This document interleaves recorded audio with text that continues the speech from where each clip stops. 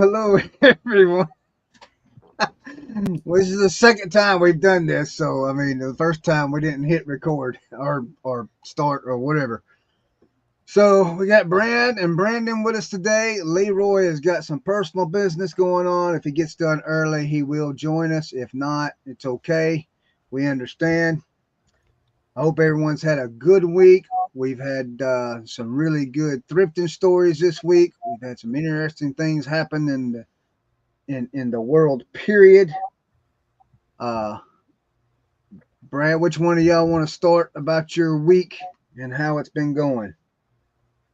Yeah, I'll go. It's been a good week. Just been busy. Just working on getting the shop put together and doing some of the maintenance stuff I've been wanting to do for a while, and doing some maintenance on my unlisted section, and about got it Didn't you all. put a wash machine together today? Oh yeah, dadgum, yeah, yeah. Yesterday, about 2:30 or so, I'd sat down to eat some lunch and heard a horrendous knocking, and it wasn't the belt had chewed up, and so it just sounded bad. But anyway, got all that fixed. 3 hours later and $5. That's all the part cost me. Well, that's good. Brandon, anything new happened this week with you? Exciting? Nothing exciting. I know you put out a pretty interesting video this week. Well, that was take two. Um, I have a habit of this has been a long-standing habit with me and YouTube in general. But and it's funny because I've been doing YouTube for about 4 years, almost probably going on 5 years now, I guess. But over on my card channel, and I would have a habit of I would have a video idea, and I'd come and sit down, and I would get on this like rambling tangent, and it's no secret I can talk. I can get long winded, but I would sit here and record the video, and I'd be like, I don't really like how how that went, and so I'd record it again. And I don't know, because I'm very critical of myself. I'm self admitted my biggest critic. And then I'd go downstairs and my wife would be like, "So how'd it go?" And I'm like, I'm not gonna upload a video. And she's like, "You've been up there for 3 hours. What have you been doing?" And I was like, I recorded the video 4 times and deleted it. I've been getting it out of my system. Yeah, Yeah. basically, yeah. Or I'll record it and I'm like, this is gonna, tick somebody off, or somebody's not gonna like this.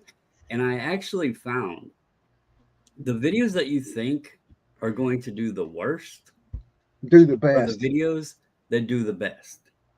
The videos that you put time, effort, thought, and energy into, and you try to perfect and make sure you explain things and all of this, nobody cares. Like they don't want to watch them, or they don't get the traffic or whatever. And I'm just so the one yesterday though, I had a point that I wanted to make, and I've been trying to be more motivating and positive, I guess.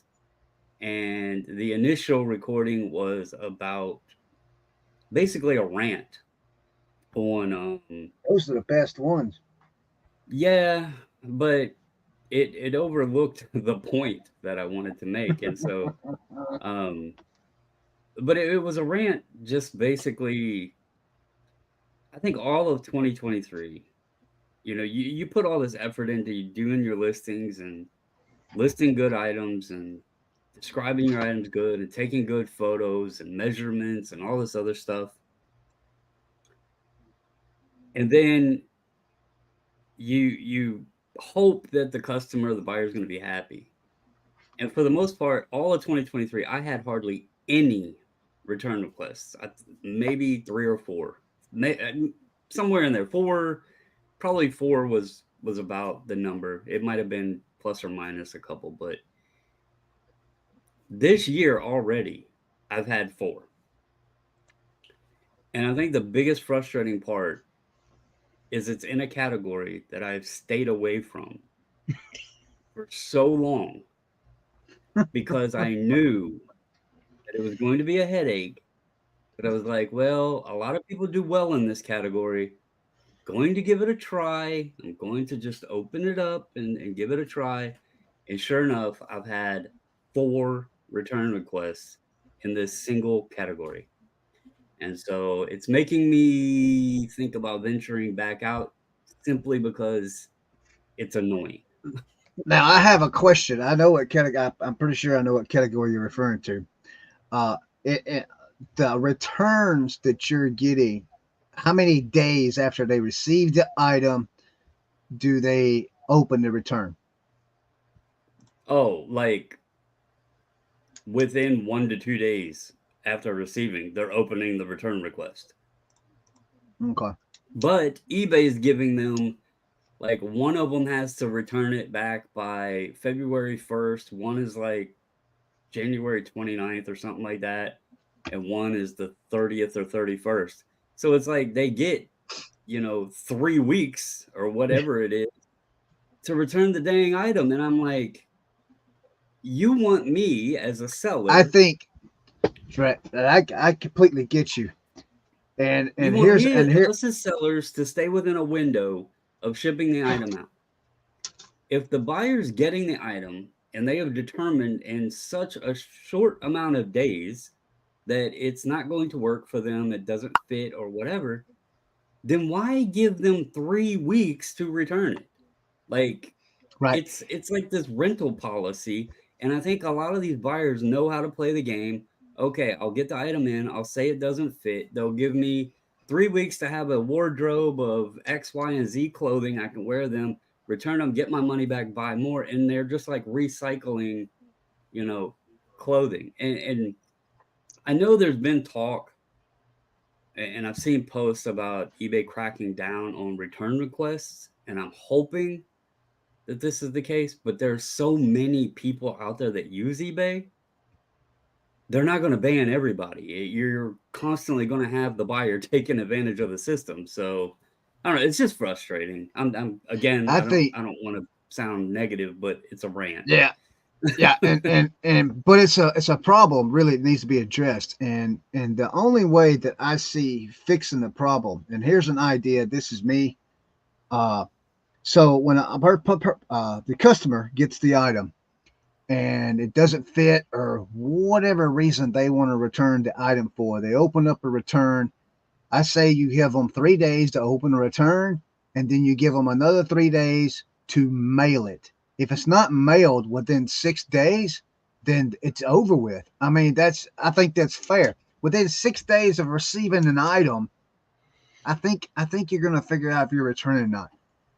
I Well, don't it think you should have. surprises I don't me. think as a seller we have to wait 30 days for them to even mail the thing. So It surprises me that eBay hasn't adjusted certain categories, clothing categories, shoe categories, usable items that can fall under where the customers or buyers are using the return policy as like a rental. There's probably more categories out there, but these are ones I can think of. Tools, maybe. If somebody needs a tool, they'll buy mhm, it, get it, use it, send it back, or whatever. Um, mhm. so there's categories out there that I'm surprised they haven't adjusted to, because they did this in sports cards a while ago. Sports cards only has 72 hours from time of receipt. And it's because people were buying cards, and let's say you're a Dolphins fan and Tua goes out and gets hurt. Somebody spends a bunch of money on a Tua card thinking that the Dolphins are going to make the Super Bowl. Tua goes out, gets hurt. Dolphins lose to the Chiefs. They're out of the playoffs. Well, now the person is going to want to send it back because the card's going to lose its value. And people were basically prospecting by using the eBay return policy. If the card Mhm. went up or whatever, they would keep it. If it went down, they were returning it. And so eBay imposed, because they were dealing with so many of these return requests, a 72-hour return window. And or the defects, people would get a card in and grading is big, and they would swap cards out. They would keep, they might have one already, but it's not in as good as condition. They would buy one from somebody, and it was a mess. So there's a 72-hour window now. Anything that's of high value that goes to authenticity guarantee, that's final sale. So there is no return there, as long as it passes the authenticity thing. So I just feel like some of these categories, they have to be seeing trends that you would think would trigger them to adjust the return window, because it just feels like rentals. And it's very frustrating because it's categories that I would actually be open to selling to, but it's the headache that sucks. I'm gonna check something as we're sitting here because I've had two return requests and they're basically the same.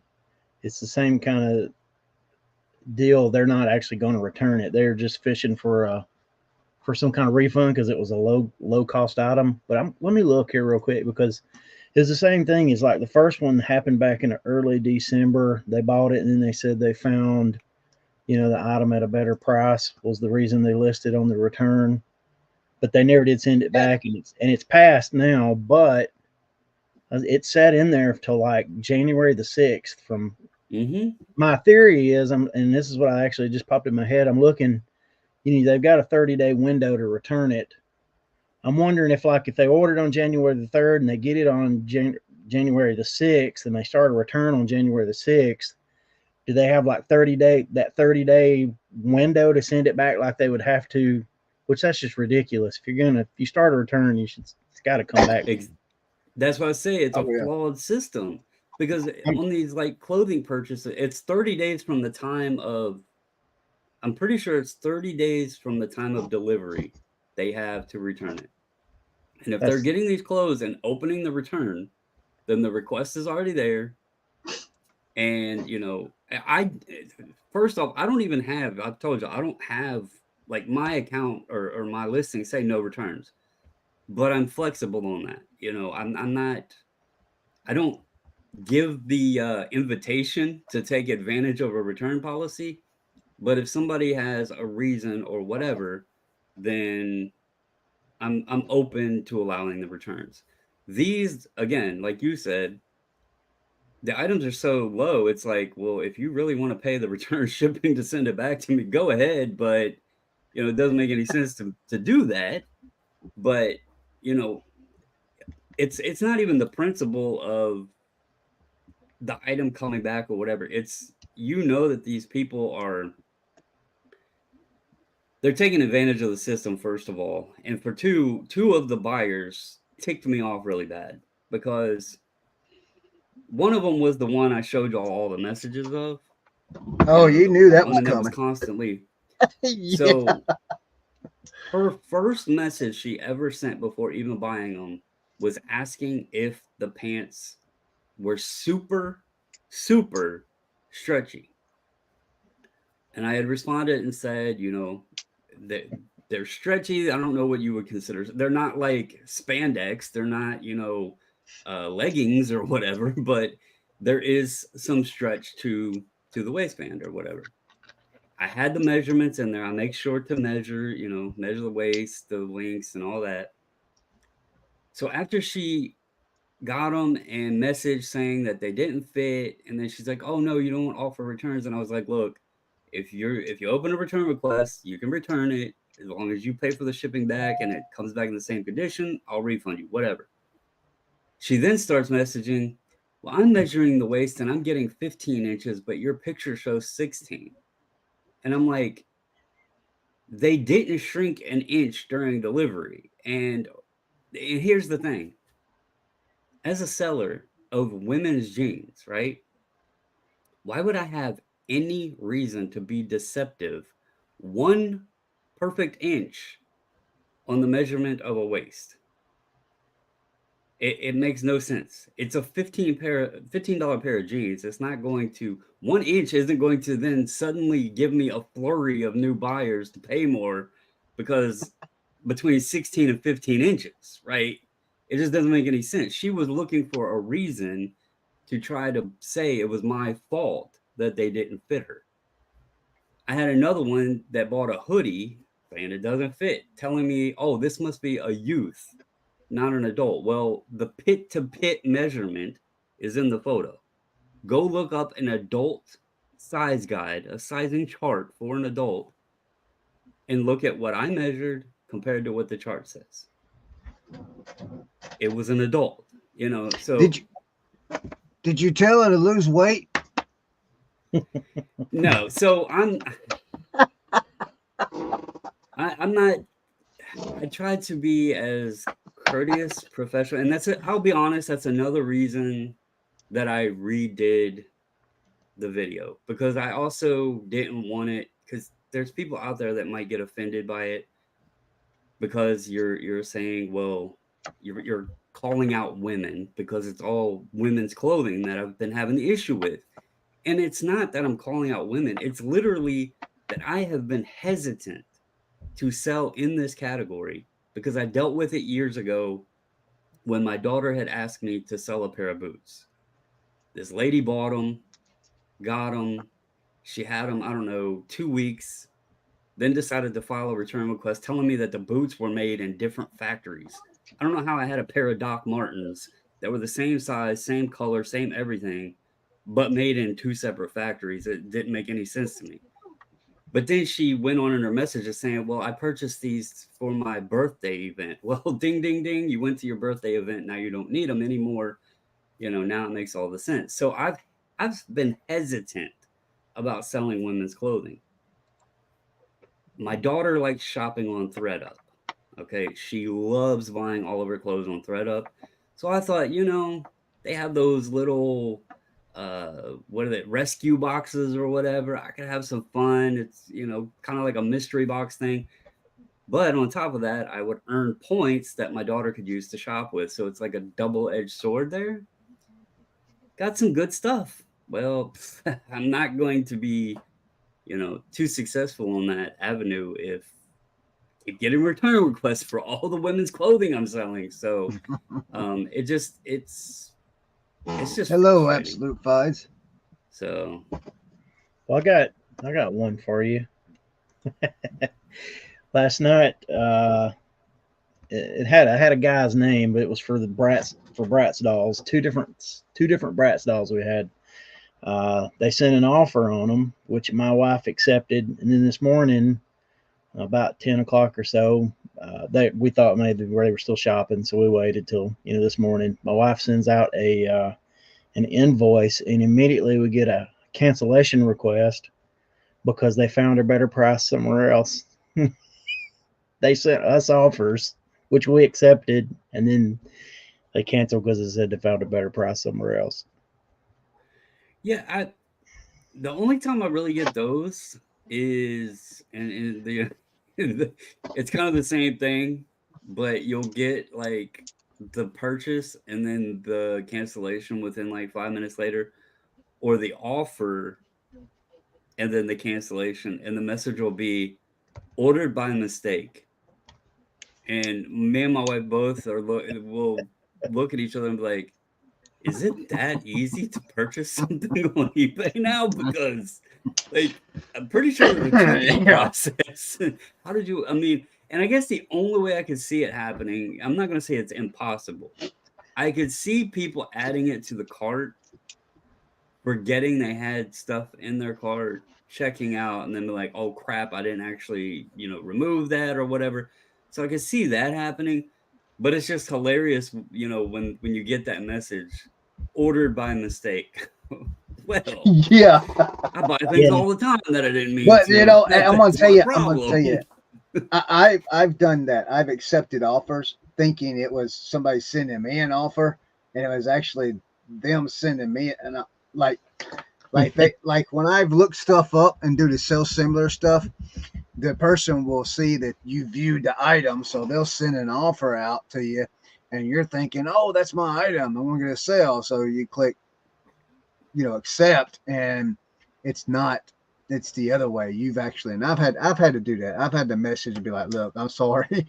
I thought that was for me." There's one problem with that theory, though. I very rarely ever send offers out. These are offers that were sent to me. Yeah. So they sent me an offer, I accept it, and then they tell me they bought it by Oh mistake. yeah, yeah. I see what you're saying. Yeah. Yeah. We had one the other night. We had one the other night. They sent us an offer. We accepted the offer, and then probably about 30 minutes later, they paid for it.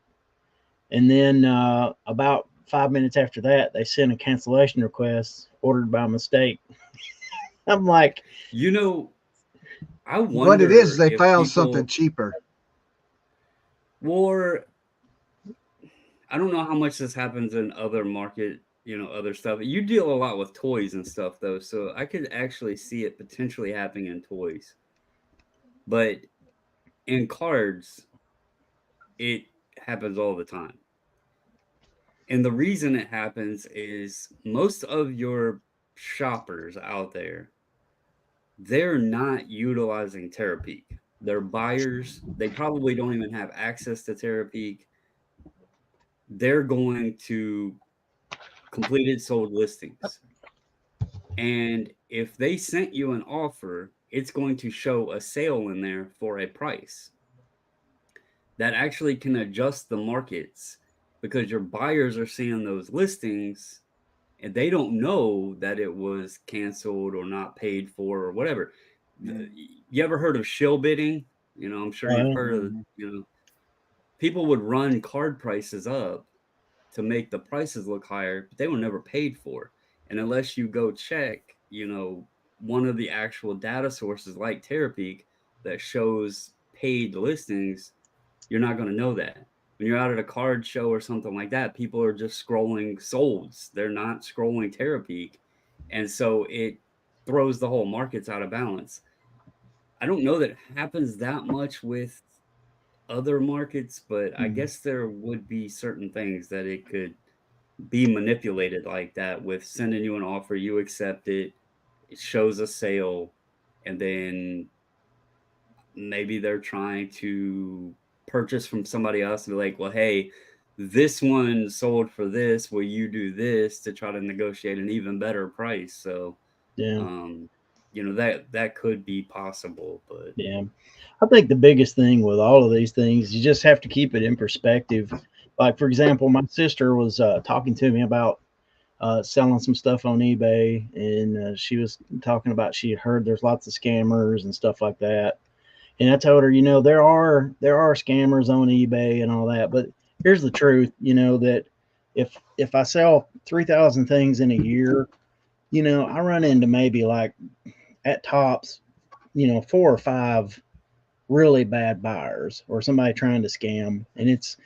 But you forget, it's like everything else in life, anything negative generates more feelings and, of ill will and just even within yourself, as opposed to, the good things. You tend to overlook good things and focus on the bad things. It's just kind of a cognitive bias that we have, but it's really, if you put it in perspective, it's like I'm super pissed off about these 3 people, and I'm overlooking these 3,000 really good people that bought from me this year. So that was kind Right. of what I was saying in the video. It was like, yeah, it sucked. I've been giving women's clothing a shot, and now I'm, dealing with these issues. There's been some other issues going on. We can discuss that if y'all want. But um, I was looking at that, and I was like, if this is the worst I have to deal with,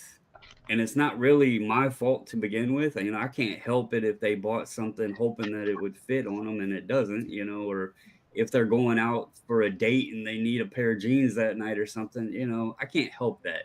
You're like you said, out of 3,000 on the year, if there's only a few here or there bad ducks, then overall you had a pretty good year. Because the reality is, and I was talking to Leroy about this yesterday, the truth is we can be the absolute best that we possibly can. We can take the most perfect, clear photos of every single angle. We can put the description the best we possibly can. We can have the best price, the best shipping time, the best shipping costs, the best title, all of that. And it does not matter. There is going to be somebody out there that will not be happy. It's hey, Oh just yeah. bound to happen. yeah, hey, if they kill Jesus Christ, they're coming for you too. I mean, Yeah, right. you're just not like, and I have to tell myself that sometimes because like I said, and I'm sure we all are at some point, but I'm I'm very critical of myself. I'm not afraid to make fun of myself or talk, silly about myself or whatever, and I'll throw the crap at other people too because that's, I like to joke and have fun. But the truth is, I try to do my best, and I was the same way when I had a 9 to 5. You know, I would go to work and do the best I could because I don't know if it was the way I was raised or just from starting. I got my first job when I was 13 years old. Um, it was just always I'm there. I might as well do the best I can, and you find out which companies appreciate that and which ones don't. By whether or not you get rewarded or not, and sometimes you get taken advantage of and they see how much you put forth and they just give you more to do. Well, now that you're working for yourself, you can reward yourself. You put forth that effort, you do the best you can, you reap the rewards, not somebody else. So it makes you drive that much more for it. So that's why I've been trying to push you guys a little bit. I know I'm probably annoying, but it's just to try to help motivate everybody and get the best out of you. So let me ask y'all something. All right, so I made a video this week. I think it was this week. Yeah, it had to be this week. So I just you're talking about making videos, Brandon, and going back and redoing them and all that. Well, I'm a little different. I just I just shoot from the hip a lot and I just post it. So I posted a video this week. It said worst eBay update ever. So it's probably not one of my highlight of my best moments, but I just posted it anyways, a 3-minute video. That video's got 2,000 views. Okay. And man, like 61 comments, and I'm getting hammered. I really am. And so I went back and I watched the video and I realized I didn't really make myself 100% clear. So uh, I made another video. It says clarification, of what I was trying to say. I ain't got no views on it. I got like 43 views on that. So nobody wants to hear, what's really going Hey, on. They want man, to hear the nobody controversial ever, stuff. nobody ever Yeah. reads the retraction. Oh yeah. So, uh, um, but I did in the clarification video. I had to do this, and I hated doing this. And I'm gonna say this here. I love comments. I accept all comments up there on my videos. They're all held in review though, and I've had to do that because I've been called. I don't care if you beat me up. I mean, you can call me whatever you want. I got called a Karen. Apparently, the guy didn't realize, or whoever called me that didn't realize the male version of a Karen is a Ken. So, but anyway, I got called a Karen, got called an idiot, stupid, this, that, and the other. But then the foul language started, so I had to delete the foul language messages out. And then I had some people actually beat up my viewers, their comments, and I had to put in that video that I just, you can beat me up all day long, but you're not going to beat my viewers up. I'm just not going to put up with that foul language and calling my viewers stupid and this and that and the other. I'm not going to, that's not going to happen on my channel. That's not what it's about. So I'm saying all this to say that my opinion on the update is my opinion. Now we can talk about it. I would like to hear your guys' view on it. And then I could tell everybody here, if nobody's seen that video, I can tell everybody my opinion on it because I see both sides, but for me, it's not for me. So, Brad, what do you think about that new update? So here's the thing. I actually don't know what the update is. You guys explain it to me. Okay, so here's what happens. Now, Brandon mentioned it last week. I intentionally didn't go look for it because I wanted to make an on-air, on-the-spot assessment. So let's go. Okay, so Brandon mentioned it to us last week. All right, he mentioned about the waiting to pay or the item still sitting in your store till the item is that the first to check out gets Yes. the deal. Yes. Yeah. Yes. Okay. So what happens now is when a person, okay, I'm trying to figure out how it worked. Okay, this is the direction it went with me. Okay. A Pause. person, I got questions. I got questions right off the bat. yeah, go ahead. So I know whenever you send an offer out, let's say Uh-huh. that 3 people got that offer, right? Yes. Are they actually saying that?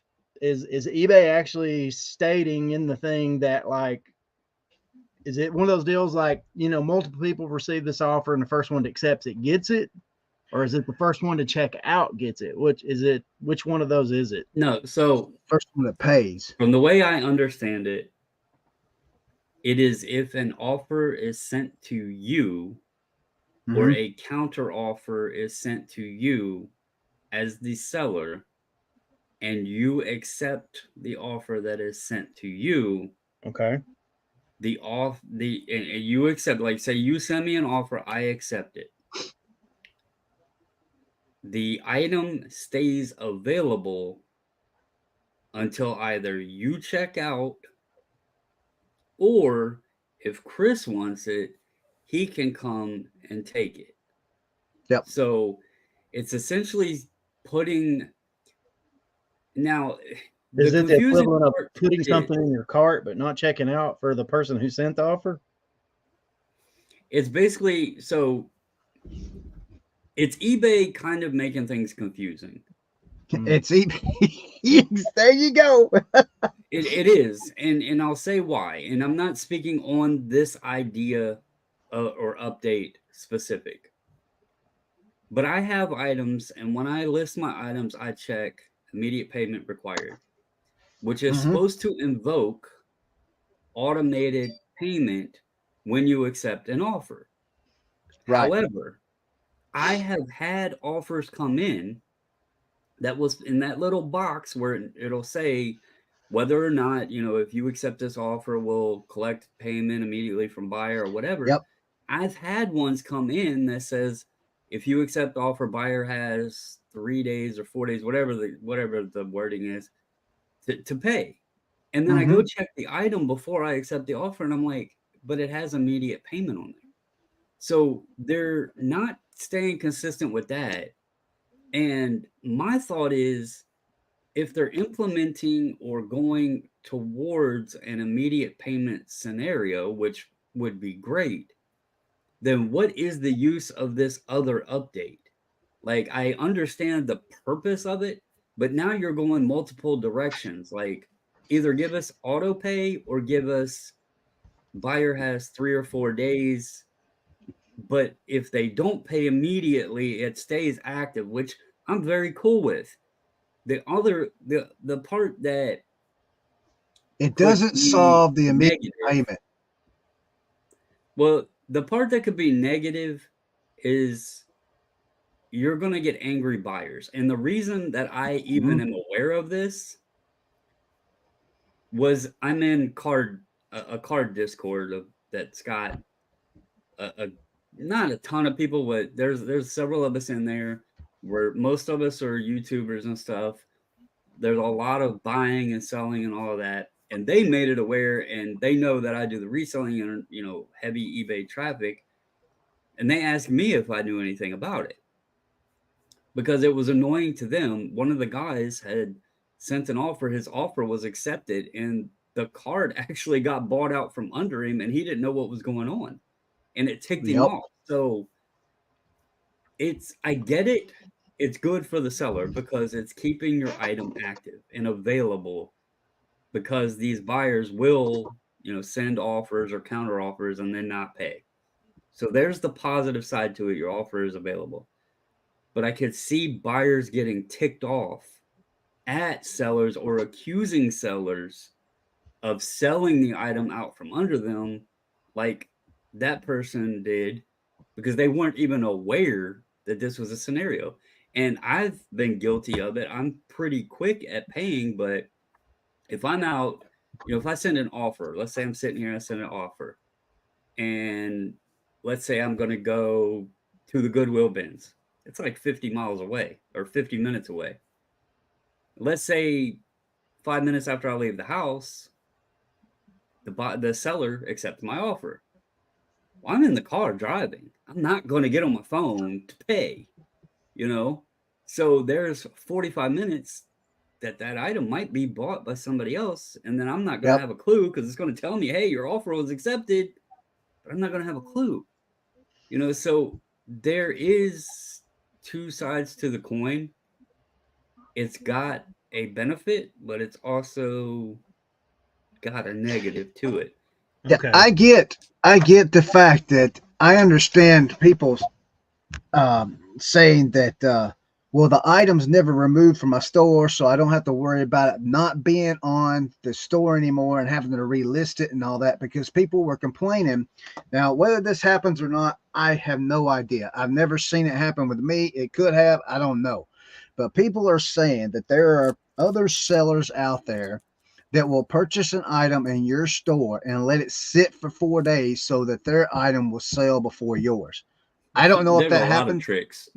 Yeah, I don't know. I've never seen it personally, so I don't know if that happens. So a lot of people were happy with this update for that particular reason, because it stops that if it's happening, if that's what's going on. I've never seen it, so and I've heard it of happening. I have heard it, but I just never seen it. My point was exactly what Brandon said. Is it pisses customers off if an item's bought out from underneath you. You know, I think it's bad for it, and I think that part is bad. And here's the other part: is it does not. This was their fix to immediate payment. It does not fix that immediate payment. I had 3 items still sitting in my store waiting to be bought.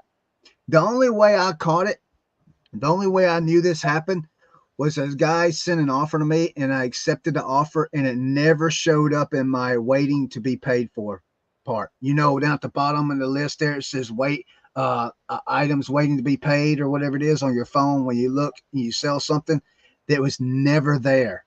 And I was like, what's going on? So I called the lady. I says, look, I sold this item. I accepted the offer, but it's not even showing that they paid for it. It's not showing I'm waiting on payment or anything. And that's when she told me what the update was. And I was just like, Wow. that's just dumb. To me, that's my opinion. I mean, to others, it may be great. It may be a great thing for them. But for me, I just think it's bad. So that's probably never going to affect me because of the way we have our set up. And so I have thoughts a bunch of different ways. But the reason it's not going to affect us is because we don't have immediate payment on, because we sell multiple items a lot of times with some specific things that we sell. We don't have that on because people will shop for a while. Also, the immediate pay thing, I went in and actually turned that off because it was creating a little havoc for us, because we have people who buy multiple items and we combine shipping for those items. I was having to go back in and refund because they would buy 5 or 6 things, and then we would combine it, and then we would have to turn around and They wouldn't put it all in their cart and then purchase. They would purchase it one at a time. Right. And also, that's another whole thing. If we rabbit trail there for a second, if you do it if on the desktop, you can add stuff to your cart and request an invoice from the seller. I don't think you can do that on the app, can you? I looked on my app. I tried adding things on the app.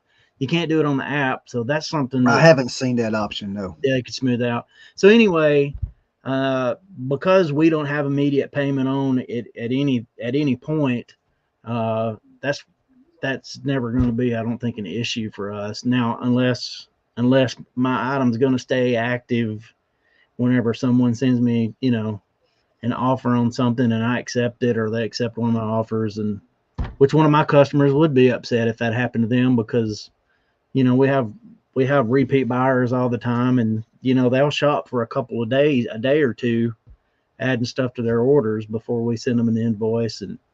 And so I can imagine one of them being like, hey, where'd that item go? But I haven't experienced that. And as far as the other thing goes about the immediate payment, I'd noticed I just didn't pay any attention because of the nature of the way we do things. but then we were like, people were I would accept an offer, and then bam, 5 minutes later, the second cha-ching where it'd been charged and went through. And then that's when I realized, I started noticing, on the thing that, if you accept this offer, the buyer will be charged immediately, blah, blah, blah. I think a lot of times were you guys around whenever eBay switched over from like PayPal or whatever to managed payments?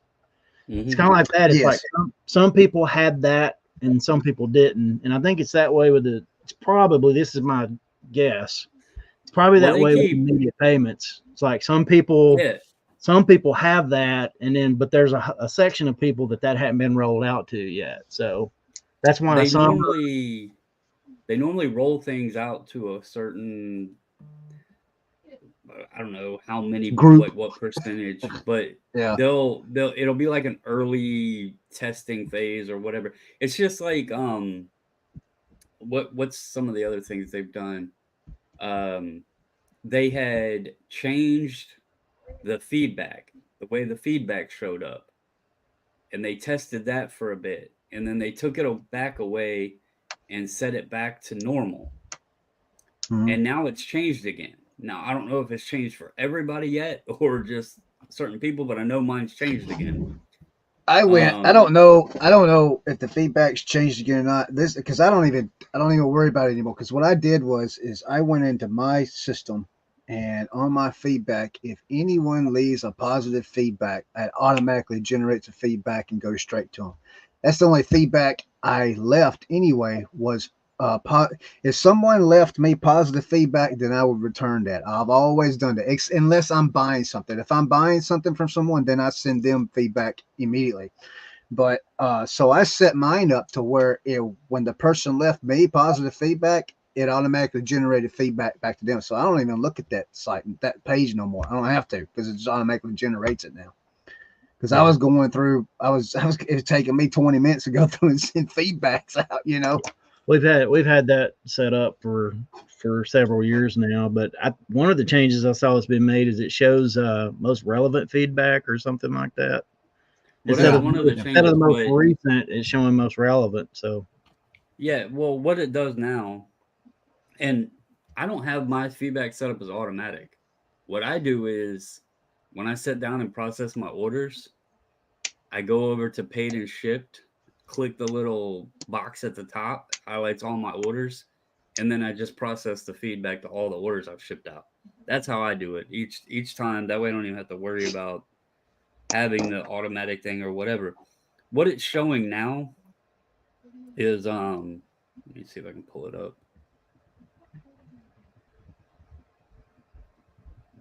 So instead of a feedback number now, it shows a percentage, and I'm sharing my eBay store. I don't really even put that out there. But now it shows like what percentage positive and then how many items you've sold. It doesn't even give a number anymore. And I think the reason they're doing that. Did you just look at your store up the top? You clicked your store. I just went to one of my items. I just clicked on one of my items. Because that's what the buyer would see. That's what the buyer sees. And I think they've actually changed that because that gives a better representation of the seller versus having a number there, because I think sometimes people get a lot of feedback as a buyer and that boosts their feedback up. But then as a seller, they might not be so great. And people would also, if their feedback number started dipping on the percentage side, they would try to boost it back up. So now it's showing how many items are sold, what the percentage is, and I think it's going to invoke a better buyer confidence level, because instead of seeing, oh, well, this person's got, 2,000 feedback, it's going to show 4,000, items sold. Because in my situation, that's how it was actually weird. So you just see, it says I've sold 4,000 items. So you just clicked on an item in your store? Yeah, I went to my store and clicked on. Mine doesn't look like that. How far down? Yeah, mine doesn't either. Yeah, I clicked on my item too. It doesn't look like that. So here's my item. Well, hold on. I'm over here. Hold on into one my second, selling. Brandon. I'm gonna blow you up, Brandon. Hold on a second. All right, go ahead. Blowing him up. All right, so you're on. If people would stop messaging Yeah. me, go to your little selling or whatever, and then Yeah. it shows all of that stuff. Yeah. Click on your actives. Mm-hmm. Okay. Actors. All right. Open up your item, All right. and then where it says your name, and it's blurry, but right there, it Mine's has your got the. store name. Mine does have a number beside it, but then it's got the percentage below it also. Yeah, mine's That's just new. Oh, so you see, there's an example. Hold on, yeah, Brandon. mine's changed over to this new thing that they're trying. Yeah, see, mine. I don't know. You probably can't see that, but Yeah, yours is the old way because that's how mine used to be. Yeah, see, that's what mine is too. See, it's got the number and then Mine the percentage changed there. like this yesterday. Huh. Oh, It changed to that yesterday. So Interesting. hey, real quick, while I'm thinking about it, I want to give everyone in the room. We got 8 people in here, and then plus us. So I want to give everyone. I found this out. It's new to me. So if it's not new to you, then don't worry about it. So I bought a thermal printer for the new year. You know, I figured I got to get a thermal printer where I have fan fold labels. I think, yes, I know who it was. It was a friend of mine from Florida. That's another reseller. And we was talking about that. And he says, hey, you know, UPS gives you free labels. And I says, what? And he says, yeah, you can order them by size. And I says, yeah, I got some, you know, hold on one second. Crap. Give me 1 minute.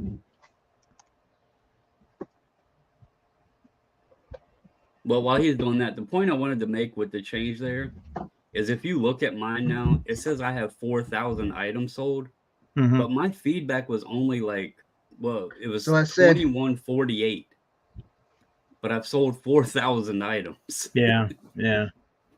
So I said, yeah, they come with the UPS marking on the label, right? Okay, so I had a bunch of these. I don't know where I got them. I just know I had them. And he says, no, they got blank ones and they do it for free. I said, what? He says, yeah, go sign up on the UPS store and you can get free labels. I went and signed up on the UPS store and I got 1,500 labels, no UPS markings on a 4x6 in a roll for free. And you can get the same thing with fan fold and their blank labels for free. So if anyone's buying thermal printer labels, go to UPS. You can get them for free. Yeah. Technically, they ask you only use them with UPS orders, but do they? Yeah, technically, that's what if you read. All right, disregard me. If you're sending out, yes, McLeod, yes. Yeah. All right. So if you're doing that, just make sure you send it on a UPS package, guys.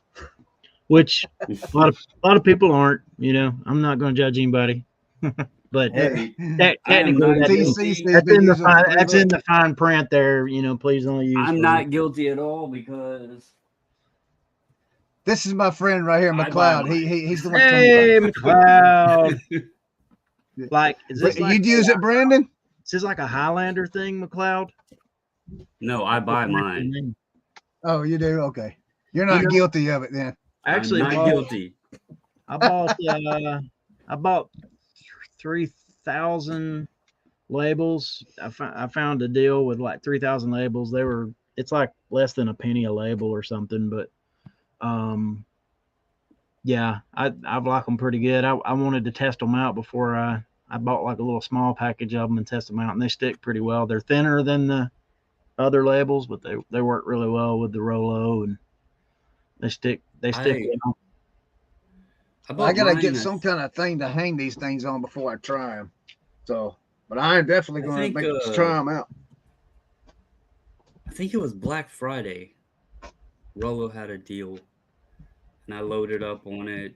It was buy two get one, or I can't even remember what it was, but it was a pretty good deal. If it wasn't so expensive, I would buy a ton of Rolo tape too, because that quiet tape they have is awesome. But speaking of tape, has anybody ordered the new eBay tape? You know, All right. So before, when you use your coupon, you got the white eBay tape. You can use it for the white eBay tape. And now it comes in.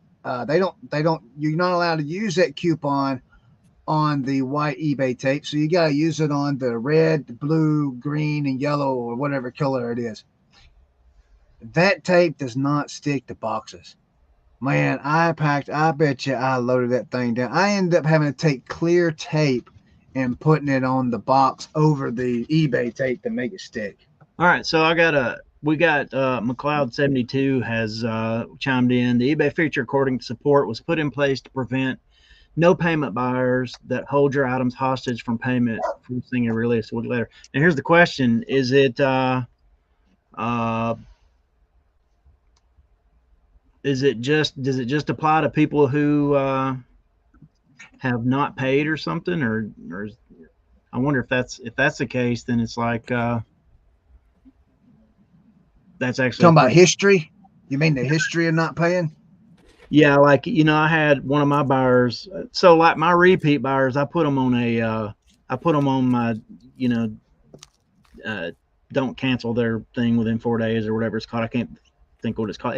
Exemption. I put on my buyer list, and yeah. So if that's the case, where people who have a history of not paying, if they're the only ones that are being hit with this, if they place or accept an offer or make an offer, I think that's fair game. So, well, and I see that now. Now, if it's only placed on those people there, yeah, I can understand that. But if it's placed on everybody, that's just where. Doesn't that seem like eBay's really trying to do way too much? Trying to or police they're giving it, these yeah. people a last chance. I mean, I see that. But there's an easy fix. On. Here's an easy fix. Poshmark and Macquarie has figured. What's that? There is an easy fix. I'm gonna tell you what one of the problems is with the non-payments, and it could be even, now that I think about it, it could be even a reason they're changing the dang feedback. Too many people, too many sellers, instead of waiting out the time and canceling the order for non-payment, decide to cancel the order and go on the feedback and leave the people positive feedback. Non-payment buyer, that's not doing a dang thing. It's just giving them feedback boost, and they're not getting dinged by eBay because it's not showing that they're not paying. So that's one of the problems right there. McLeod says here that they do have 24 hours before someone can come behind them and pay full price to steal it away from the buyer. Now, here's my fix. Here it is. Macquarie and Poshmark has got it figured out. You send an offer, or they send an offer, you accept it. Guess what? It's paid for right then and there. All eBay has got to do is when you sign up for eBay, or when you sign your account up, or whatever you do, you got to put your credit card information in. It's done. You do that with Poshmark and Macquarie. You put your credit. I don't know about Depop, but with those two, it's done. It requires them to pay when they buy.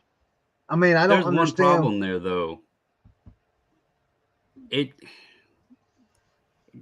I'm going to use Brad's example. He has people that come in and over the course of a couple of days will buy items. Mm-hmm. I personally, and this is the beauty of having discussions with multiple people that do this, because we all do things different. And it's probably going to work differently for everybody. Hey, tactical. Brad doesn't like having to go back and refund the buyers on the combined shipping. I put nothing on there about offering or doing combined shipping or whatever. But if I have people that buy multiple items, or if somebody messages and says, hey, do you combine shipping? I tell them, yes, go ahead and check out, pay for your order, let me box everything up, and then I'll refund you the difference. That's worked beautifully. So he does it one way, but I prefer it another. And that's the beauty of this whole thing. We're doing the same thing, but we're doing it different ways. And what works for him works differently for me. But eBay has a ton of auctions. Like, we as resellers sell most of our stuff as buy it now, or at least, I'm pretty sure us three in here do. Macari, I'm pretty sure, is probably mostly buy it now. It's all buy it now. I tried cross listing to Poshmark, code 540 on Flip, the free app. I tried out Poshmark, and that was not for me. I don't know how people are successful in there, because all it did was make me gray and bald. Y'all wonder why I look all old? That was Poshmark's fault. I don't know how people are successful in there, because all I get is blowing up my phone with someone shared this and like this and this and that. And I'm like, but you're not buying nothing. So what good are you doing me, right? You can like my pictures all you want. It doesn't put money in my bank account. But I'm pretty sure most of their stuff is buy it now or whatever. So to integrate the combined shipping is more difficult when you have the auto pay. And part of eBay, that's why it highlights them green when they're repeat buyers, to let you know, hey, this person's bought from you multiple times. They want to encourage repeat buyers. There's a metric right in your seller performance that shows repeat buyers. So if you just strictly have auto pay on everything, it's going to be more difficult to manage those combined shippings and stuff. Yeah, and it's one of those things, like, I would never tell anybody you should do this. Ours is very specific to us, like, because we do have a lot of repeat buyers, because we do have a lot of repeat buyers who buy multiple things. Like, for example, let me switch over my overview page. I got 7 awaiting payment right now. I've got to send out an invoice to a guy who has got 6 items, and then there's one other buyer. That's kind of unique. That's not something that happens with everybody's store, but because of the specific stuff that we're doing. So I would never recommend anybody, hey, you should, turn off immediate payment. You should turn off, or give them like immediate pay, take off immediate pay. I wouldn't do that in most scenarios. If I wasn't selling the stuff we're selling, I wouldn't do that. So read that, Brad. There was a talk about bringing back private listing, where Brad and me, for example, can mark a listing as private to allow. Yeah, that would be great. Yep. That would be what I would like to see happen. The other problem is like eBay has a problem with, like, for example, when I get people who haven't purchased from us before, and they ask, do you do combined shipping? I literally I've got a copy and paste message I'm having to send them now to walk them through how to do combined shipping. It's like eBay, it's not simple and intuitive for people to even do that. So I can't imagine. I guess I could maybe do a new one, tell them, hey, mark it as a private listing or something. That's exactly why when you asked me, I don't know, last week or a couple of weeks ago, if I set up business practices. So I had tried it one time, but when I went in there setting it up, it screwed up everything. Like, it did what I didn't want it to do, but it didn't do what I wanted it to do. And so I tried to keep things not only simple for myself, but for the buyers. And just as you said, you got to have the script to explain to them how to do everything. It's easy to tell them, hey, if you want multiple things, go in, check out. I'll pack your stuff up, whatever the shipping costs, whatever the difference is, I will refund you the difference. That's the simplest way to tell them to do it, especially like with cards and stuff like that. Because to be quite honest, like, if somebody came in, I can probably ship all 3 of these cards, and it would only cost them the cost that one shipping would be. So they're actually saving a good bit of money that way. But yeah, that's just been the easy. There's so many options out there. It's cool to see and hear like how everybody does, specific things and what works for them. And the truth is, I don't really think that any of it is a wrong way. Like, to be honest, I don't send off. I hardly ever send out offers. Okay, maybe once a month if I do it, if that. So I don't hardly send out offers. You know, some people don't promote, right? Um, I don't put best offer on everything. If it's been sitting there for a while, I will. I don't run sales. I don't put things, 10%, 15%, whatever.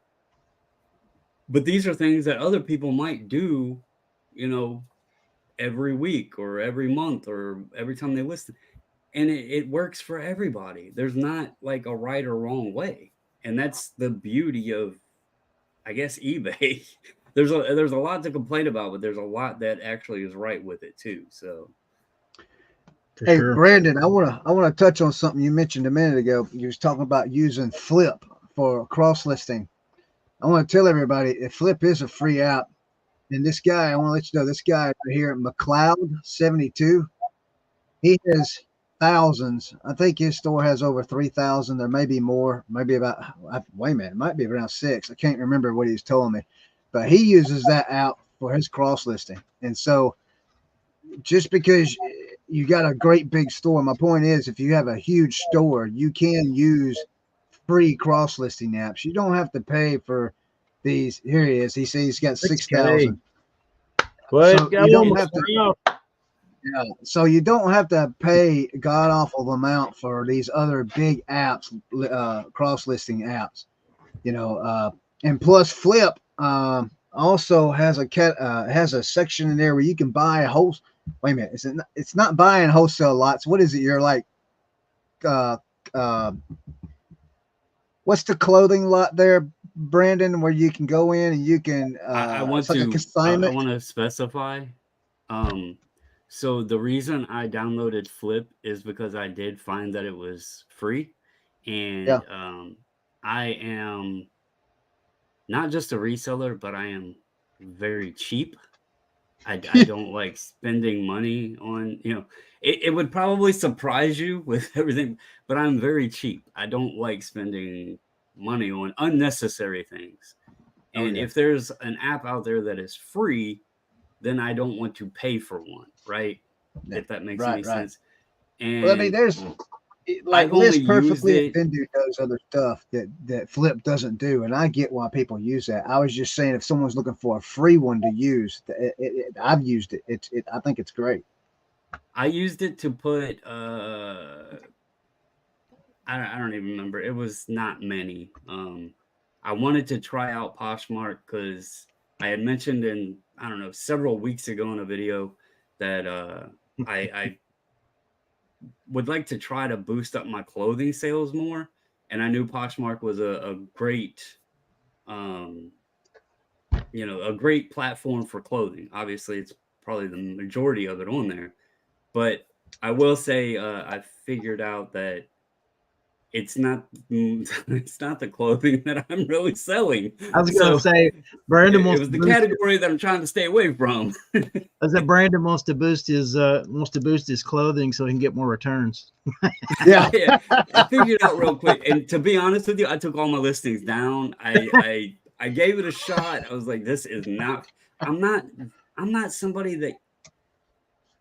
This would probably blow your mind because when Twitter was new back in like Change his store 2010, I to think it was, Brandon's Rentals. around that era, I had, I don't know, 5,000 followers, which today sounds like nothing, but back then that was a lot of followers on Twitter. But I'm not a very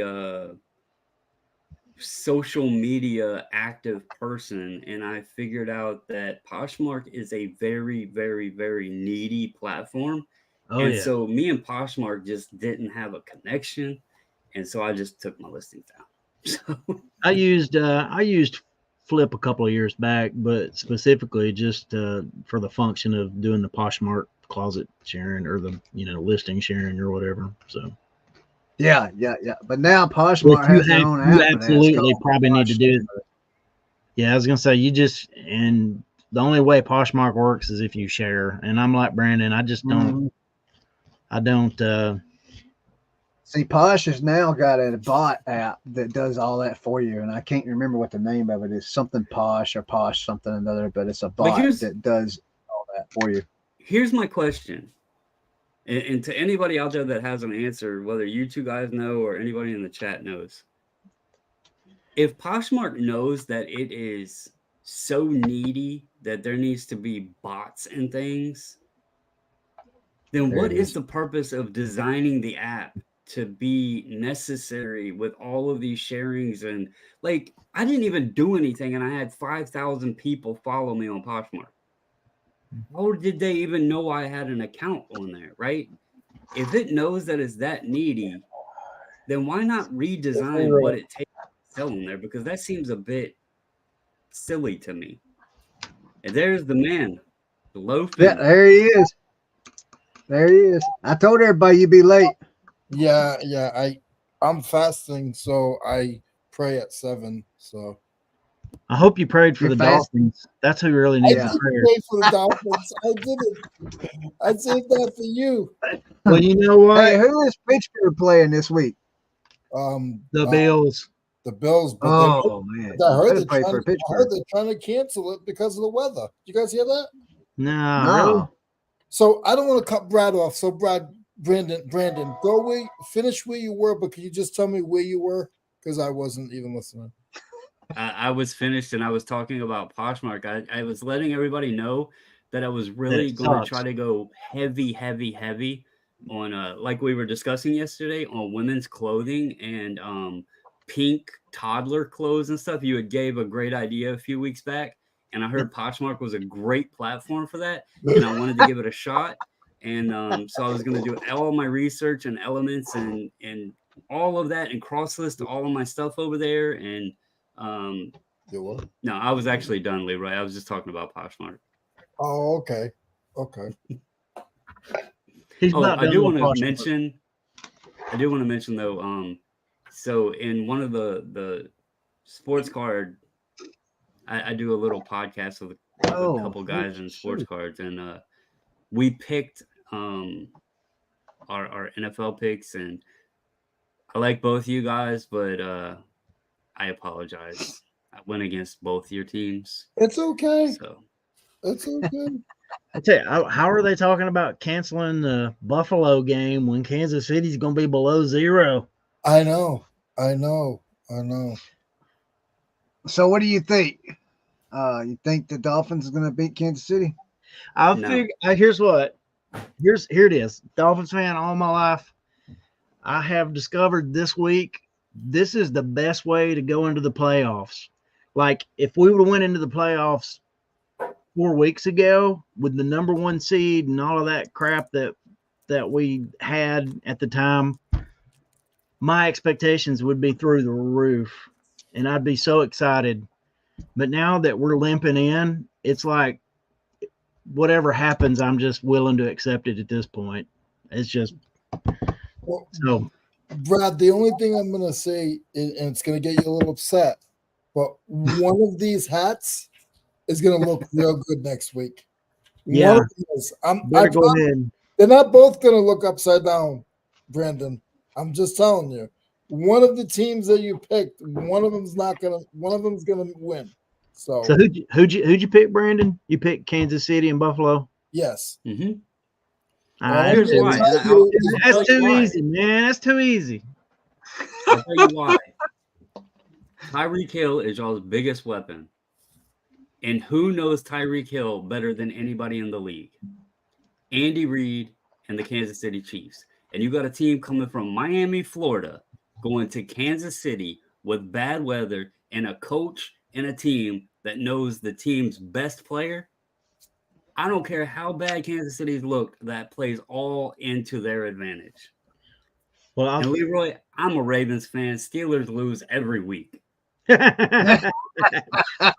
So here's the thing that if you don't watch the Dolphins every week, you don't really you're not really in tune with. But Tyreek has been banged up for like 8 weeks. I mean, literally, like he's had more or less a high ankle sprain, but he's played through it all except for 1 week. But the way he's explosive and the way he cuts and all of those things, he really can't do any of those things. He still has his speed in a straight line, and that's all he's got going for him right now. So, yeah, man, the Dolphins are. I mean, when I say they're limping in, they had to sign 3 pass rushers to the active roster this week just to have enough people to fill out the game day roster for Saturday. You should have took Belichick. He's free. Hey, Leroy, check this out. I'm gonna tell you. Yesterday, I was at a thrift store yesterday, and I found some nut drivers, the long nut drivers. They were all different sizes. There's probably about 5 of them, and they were individually priced like $2 and $3 and $4, and some are even higher than that. So, I was like, well, let's see what we got here. So I Google Lensed them, right? And guess whose listing comes up? When I Google Lens, I immediately recognize Leroy's background with his tag right there. You know, that little blue plate that he puts his tools on. It was Melco. Melco. Does that sound right? Matco. Say that again. Matco. No, not Matco. It was Melco. Melco. I'm not sure. You sold a set of nut drivers, and it was the same exact ones I was looking at, because I clicked on the listing and it was in sold. It said sell similar, and you sold them for $15 plus shipping. And I was like, well, and I added up all those. I said, well, these ain't worth buying. Leroy had to get them for $1. Yeah. But I thought that was pretty cool that I pulled up I Google Lens one of your listings that you had sold off some tools. That's pretty cool. So back in the day, and Brad's been selling for a while. Back in the day, it was like eBay was like they were forbidden for you to do anything but white. They wanted everybody to do white backgrounds. And what happened was my white from my camera or the way my lighting was, my white was just yellow. It was just yellow. There was nothing I could do. And I had got these rubber and I was using paper, and I had started off with red, and then I got a silicone mat, and I'll tell you that was the best thing. And now I use silicone dog pads. So you put your dog dish on top of it, and it has a little lip around it so the water doesn't spill and stuff. And that's why I use that. I will be changing the blue soon. I don't know what. It can't be a darker color because my camera doesn't like the darker colors. But yeah, I've tried doing the Photoshop. That's just another. It takes me all day to do 10 listings. If I start doing Photoshop, I'm gonna do 3 listings in a day. So yeah. Hey, oh man. Hey, Gray's supposed my brain just went completely blank. Gray's supposed to be a pretty good color for cameras for some reason. So is it because I can use gray. Yeah, what kind of camera do you use? It's just an iPhone camera. Oh, okay. I didn't know if you use one of them fancy things or not. No. I used to use a bigger camera, but it's the downloading is just plug and play from my I don't have an iPhone here. This is a Android, my regular phone, but my picture phone is an Apple, and it's just a phone that's locked out. It can't be served. The guy who had it didn't pay his contract, so but I bought it at the flea market cheap because I knew it was a good camera. So I was like, listen, I got 2 iPhones. I got 2 iPhones for sale on eBay right now. Yeah. He's got 2 iPhones, a thermal printer. I mean, he's uptown. Photo box, light box, and I'm sitting here cheap. I'm sitting here. Yeah, I got the new. This is actually a plus, the iPhone 15 Plus. I do like the camera on it. It's a lot better upgrade than from the 8 Plus that I had. So we got those, and then I put our 2 8 Pluses up on eBay. for sale this week. How much? One of them's 119, the other one's 129, I think. How's the glass? What's that? How's the glass on them? Oh, but the glass. Okay, so mine comes with the glass on it's good. On the front side, the back side's got a crack in it. But it comes with the box. It comes with wired earbuds, and that's what mine comes with. Tammy's, it's just a phone, and hers is in excellent condition. There's no cracks or nothing wrong with it. It's just to wipe them clean. Did you take everything out? Yeah, they're complete. They're completely wiped. They're factory reset and everything. Wow. They're unlocked. Everything. They're good to go. Anybody can buy them and use them. IOU? Huh? You take IOU? That's a IOU. You need a phone, Leroy? I do. What carrier are they? They was AT&T. They ain't no carrier they should now. Be unlocked. All Apple they're unlocked. Phones are unlocked. You can. Yeah, they're unlocked. You can use them on any service plan you want. Really? Yeah. Shoot me a message, man. Me and you'll talk. Okay. Mine's black and Tammy's is rose gold. Okay. That's Leroy's color. He likes rose gold. Yeah, hey, this thing is 5 years old, and I don't know if you guys even know how to look it up. It is a Galaxy A5 or something. It's like I don't even. It's like it's bad, but it still works good. Yeah. But Brad, you were talking, and I keep saying Brad. I'm looking right at Brandon, and I'm saying Brad. Brandon, you were trying to talk about something, and I don't want to keep cutting you off. I was just talking about how cheap I am. Chris is over there, got his thermal printer. He got his new iPhone. Like, my phone is paid off. Yeah. And I want to change carriers, but I have a watch and iPad with AT&T, but I want to switch. But anyway, this one sufficed. But no, I was thinking, I was looking back because there's folks talking about, you guys, Brad and Chris. I know you said, Brad, that was the first time y'all had been out in a while. Chris has been like shopping like a madman. And I thought the other day, like a week or so, it was one of the videos you did. You said when you showed a haul video, you're like, I know I'm crazy. I got enough stuff around here. But then yesterday you said, I don't have inventory.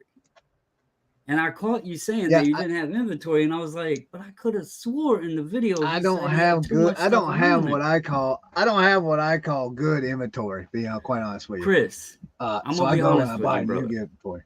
I'm gonna be honest with you.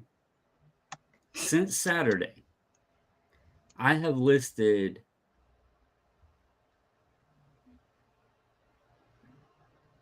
115 items since Saturday.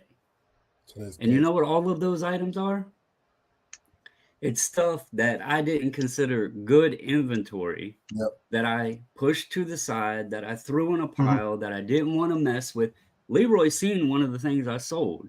It was a $250 Lionel Steamboat that I bought February of 2023.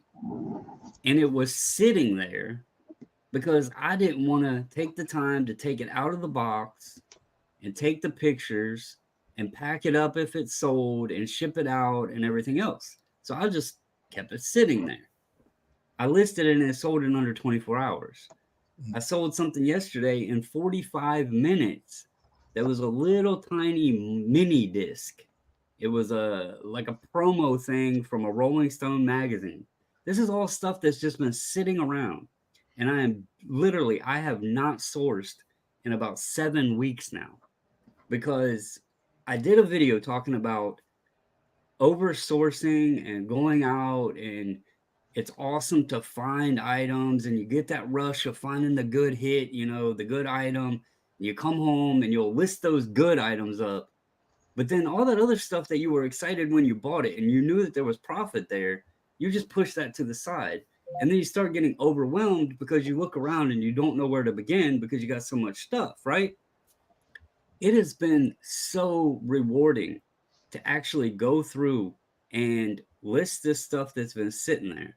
Or if it's something that just wasn't worth, listing and I picked it up, or I found out it's broke or whatever, just getting rid of it. It has helped so much, like building up that motivation. And in the beginning of the year, and the reason I'm saying this is we are at January 11th. If you can carry that motivation through this month, it can push you forward for the rest of the year. It'll get that momentum rolling. Now, it's going to be not your fun things. It's not going to be people talk high sell-through rates, but we bought the stuff and it's already paid for and it's sitting there. Yeah. You might as well go ahead and list it and get it out of the way. And it might even sell and make you some money. If you're not going to list it, you might as well just throw it away because it's taking up real estate, right? So I just wanted to throw that out there because I knew you had said, I got a bunch of stuff sitting here. I don't know why I'm going out buying more. But then the other day you said, well, I got to go source it because I don't have no inventory. And I'm like, that don't make no dang sense. He just said it's kind of one of them things where it's kind of one of them things where, so all my old inventory, my death pile is no longer in my attic because I've cleaned my attic. My loft is clean. It's that the only thing up there is stuff that's listed now. So I did get all that listed. All that's done. The rest of it is in the storage unit, and that's kind of one of them things where it's like out of sight, out of mind. You know what I mean? And I know what's in there, and I'm just like, man, it's just junk. Are you paying for the storage unit? Huh? Are you paying for a storage unit? Yeah, but wait a minute now. I got personal items in that storage unit too. I got my personal stuff in there too. Get rid of the junk and go to a lower size storage unit? No. There's just no. Oh. We got a sale. I'm on the board, boys. I'm on the board. Oh, there you go. Are we doing sales during the show? Yeah. I was telling them that my eBay store was closed today because I didn't have a sale all day. That was my first sale today. eBay shut his store down today. Yeah, he was in the middle of a shutout, Leroy. Yeah. What you got, Leroy? Today is only 2. So today is just a Craftsman screwdriver and some fittings. But I was gonna say, I'm gonna make y'all laugh though real hard, real quick. It's a woman's clothing? No. So I went through and I ended 182 items earlier today. Leroy probably was wondering what the heck was going on in my store. I had a bunch of cheap lower end sports cards that have been sitting there since they were listed like from January 2022 back. So we're talking like over a year old. Some of them just been sitting there. So I ended all 182 of them and I relisted them. One of them was this one that just sold. It was a whopping $1.79 plus $1 shipping. But it's been sitting there for over a year, and I relisted it, or ended it so similar, and it sold. So, Brandon, let me ask you about that shipping there. Okay, so are you using the standard size envelope for that? Yeah, it's eBay standard envelope. It's actually okay. So it does, and it does print out a tracking number on that label. It's not like your normal tracking number, but yes, there is tracking. Okay, all right. It's an ESUS label or tracking number, I think is what it's called. It's a different form of tracking. It doesn't update as much as your normal tracking does. Right. It's not all the way to the buyer tracking. Right, and there's another element to it because this does happen. People will actually get the cards, but if it doesn't update, they'll tell you they didn't get it and want to get a refund.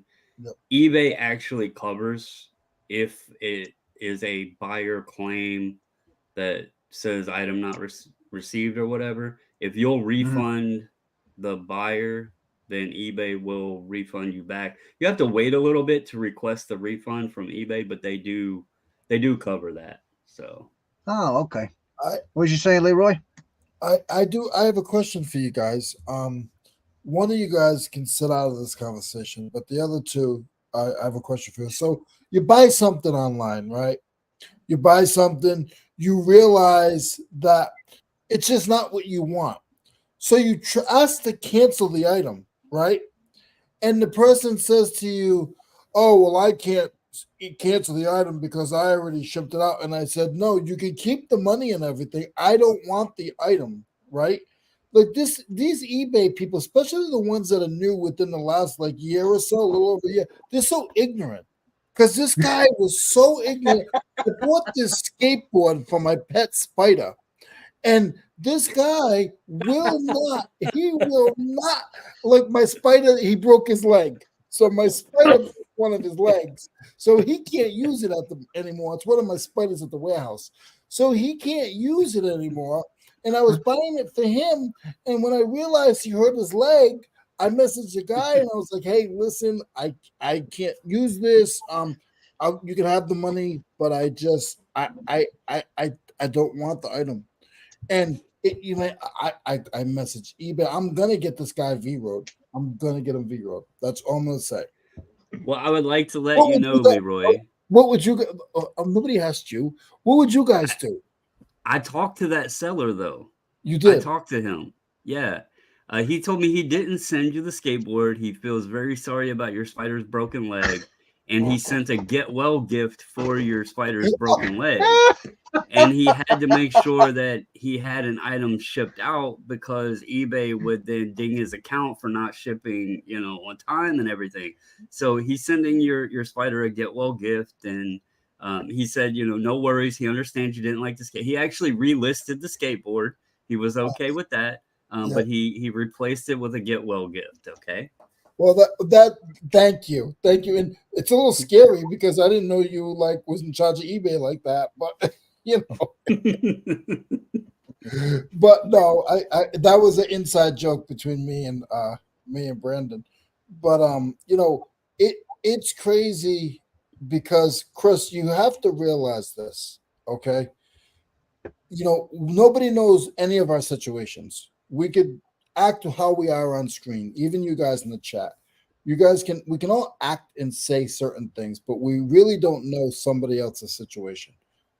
That being said, you bought it for a reason. It's practice. It's competitiveness, like repetitive being repetitive. List it. You don't like it, list it faster. Even if you don't want to put 90 pitches, put 3 pitches. But list it. So during this fast, there's a couple of things that I'm on the Daniel fast, so I'm not eating fruits. I'm only eating fruits and vegetables. And then I didn't want to tell anybody this, but I'm listing out of my death pile every day for 21 days. And I think I'm gonna go Monday and I'm gonna, go to the flea market because that sort of drives me sometimes. But I'm like Brandon, I can go without 4 or 5 months without shipping. I mean, without going, thrifting. You've seen my place, Chris, and there's stuff that I don't want to list. But what I've been doing, I've been doing it. I've been talking to Brandon a little bit, and I took apart 2 lawnmowers this week. That lawnmower upstairs taken apart? Not that one, but I had 2 other ones. Though they Okay. were down the bottom. And I took apart a vacuum, and I took apart a trainer, a bicycle trainer, the ones that I've already sold 2 pots off the trainer and a pot off the vacuum in the lawnmower I just did yesterday, but the motor will sell by the end of the week, probably within a week or 2. It will sell because those motors, so I can't keep a motor because I sell them pretty cheap. I raised this one up a little bit. So what we're trying to say is, and you guys in the chat, I don't pick on, and I was praying on this today because I feel like that I pick on Chris, and I'm not picking on Chris. We're not picking on Chris. We're all trying to help each other grow by Brandon saying, "Hey, listen, you need to go in your death pile." You do realize that makes us want to go in our death piles too. So it's not that anybody's picking on any of us are picking on each other. it's just that we have to build each other up in the community, because if we don't build each other up in the community, we're just going to watch thousands of videos and want to be, I don't want to say names because I have some friends that I was going to say a name. We want to be, and we're not going to be them. We have to be, I got to be Leroy Blood first. Mhm. I have to be Leroy Blood first. Once I figure out and master Leroy Blood, then I can be Brad, Brandon, and Chris. But I have to be Leroy Blood first, and I have to try to make me better, to prove to myself that what I'm doing is worth it. We're all in the same boat, you know. So, just don't be encouraged by it, but go to that storage unit, grab a box, and bring it back. And if there's 15 things in the box, say, you know what, I'm going to give away a third of it. So there's 15 things in there. You're going to give away 5. You're going to list 10. And then it does. I don't even comp my stuff first. I take it, I pre-list it, or whatever you guys, I call it pre-list, and you guys call it drafts. I draft it, and then I go take the pictures. I don't look at unless it's something that is just way overpopulated and there's it's really, really bad. But I don't look at that. I just get the draft done, and then I get the draft done, and then hold on, guys. Go ahead, you can go by. I get the draft done. You can hear me, right? Yeah, man. Yeah. I get the draft done, and then I take the pictures, and I just put it on, Chris. I don't care. I just put it on. If there's 20 of them out there, and I could be the lowest one and just get rid of it, that's what I do, and then move on. Gotcha. Yeah. I do have a question for you, Leroy. Go for it. Troy built lawnmower. Yep. It's been sitting for a long time. I don't even know if it cranks. Yep. Is that something, if you come across that, is that something you would buy, or just say, hey, can I have that? Take that off your hands? I don't buy lawnmowers. I mean, it's a lot. That's a lie. But I won't buy it unless unless I see it running, for one. And Okay, so unless I if I see it running, and then I'm getting it for $15. I mean, I gotta be okay, paying so nothing. that's my next question. If it's not running and it looks like it's been sitting a while, do you think $20 is too much to get it? And then is the motor, I mean, how would you even, I understand you could part pieces out, but like the motor, I mean, how would you, if I follow what I'm saying? I mean, how would you even Are you, I don't know how much time you guys have.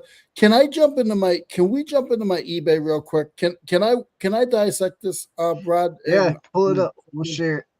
Brad and Yeah, Brenda, can we'll I share it. dissect this for a minute? Because I want to dissect this conversation real quick. Because I'm just worried if the motor doesn't work, then I just got a piece of junk sitting there, You don't. unless you take pieces off the motor. No. Well, Hold on. while he's doing that, I want to touch on something he said about being like he wants to be a better Leroy. And he's right. I had mentioned, a couple of videos ago, my videos I've been putting out, I've been trying to be positive and motivating to people. I enjoyed tremendously my first year doing reselling. And financially, I am more comfortable today than I've ever been in my life. And I had some really good jobs. I went to college for business. I had some really good jobs in manufacturing.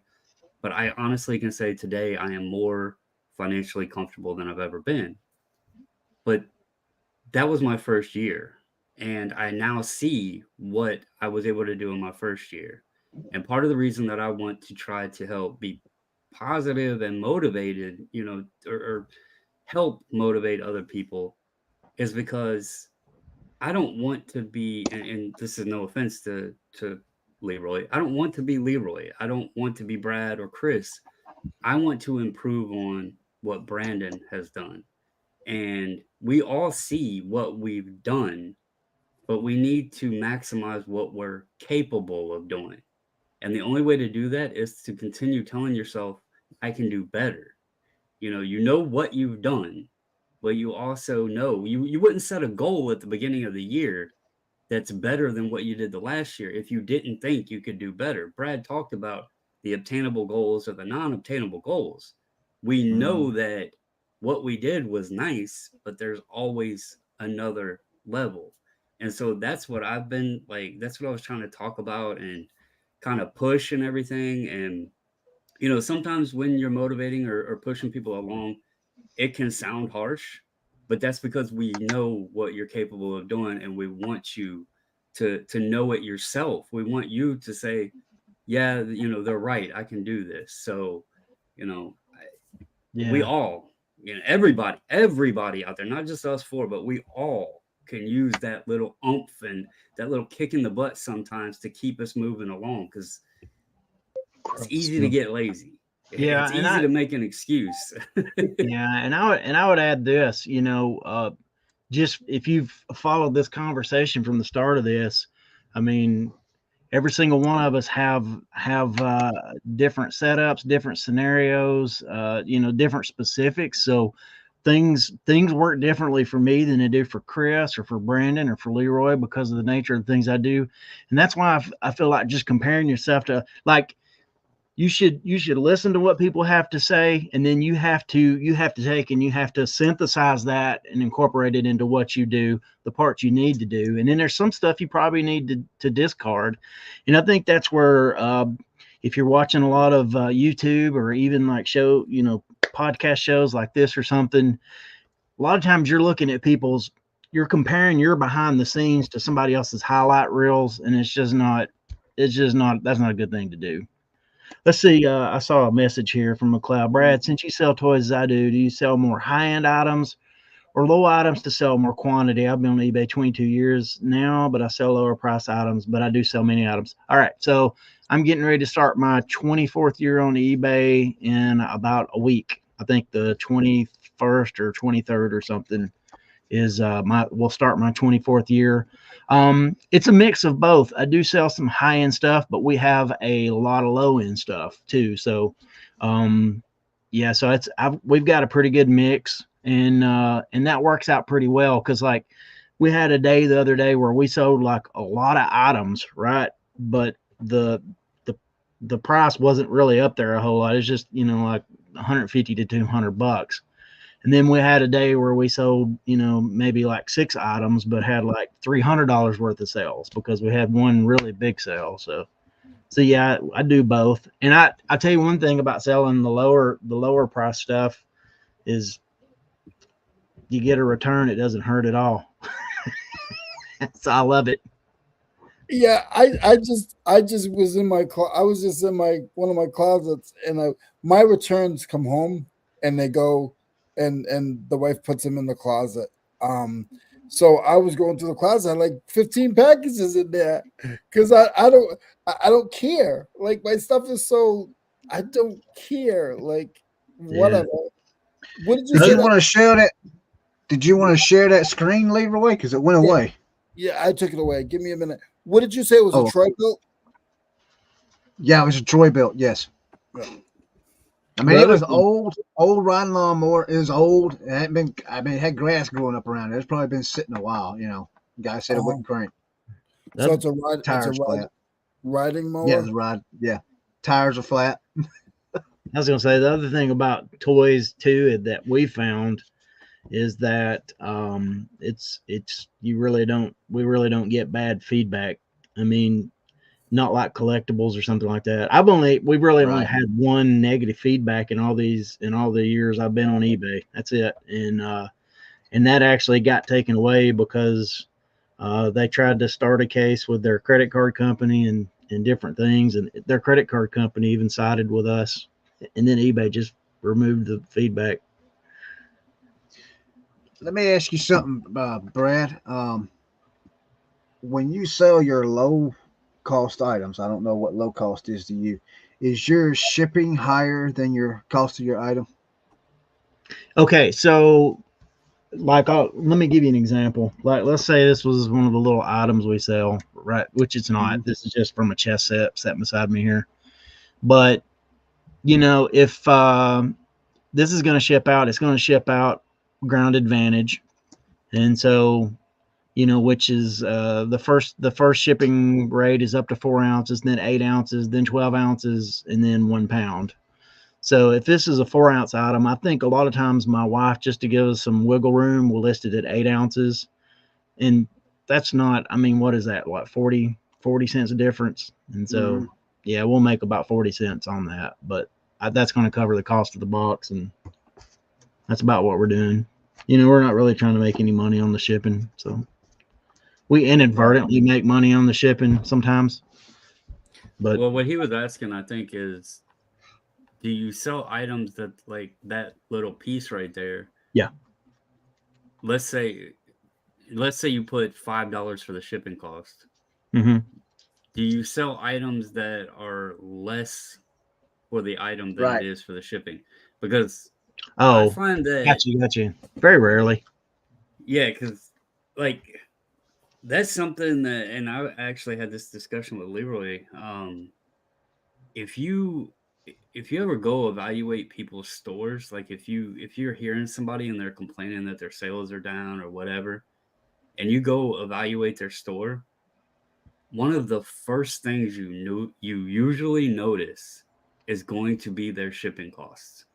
And I think is one of the biggest things that detracts buyers from purchasing, and I'm guilty of it. If I see an item and I know that the shipping is more than it should be on it, like, and I'm talking excessively, if it's a buck or whatever, it is what it is.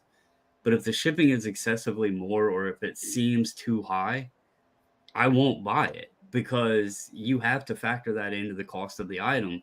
And if somebody sees that, we'll just, for the same example, let's say this little car, all right? If I have like $8 shipping on this or whatever, and I'm only asking, $4 for the car, nobody wants to pay that much. And I really think that sometimes that is one of the biggest reasons for people that are always constantly complaining about their sales is their shipping cost. Yeah. Um, Yeah, so that's fair. I'm the same way. Something I I've don't want to learned. list an item for $4 and have $8 shipping. Like it's just not worth it. Yeah, So that's one of the reasons we Something do. Sorry, go ahead, Chris, and I'll answer. Something I've learned about that with the shipping and cost of the item. Kevin Commonwealth Picker, he always talks about price points, and we all got to remember that price point does include shipping cost. Because if you may have your item set at $15 and you're like, oh, but I got the lowest cost item, but your shipping's going to be $8, then now you're not lowest cost. Your price point is actually $23 to $25 there. So you have to take in the consideration of the shipping of an item along with the price of the item for an actual price, a good price point. And that's something that took me a while to learn that. And I know it sounds so simple to now, but when I first started, I didn't grasp that, and I think that was a big problem I had when I first started. But when I figured that out, things started moving a lot more smoother for me.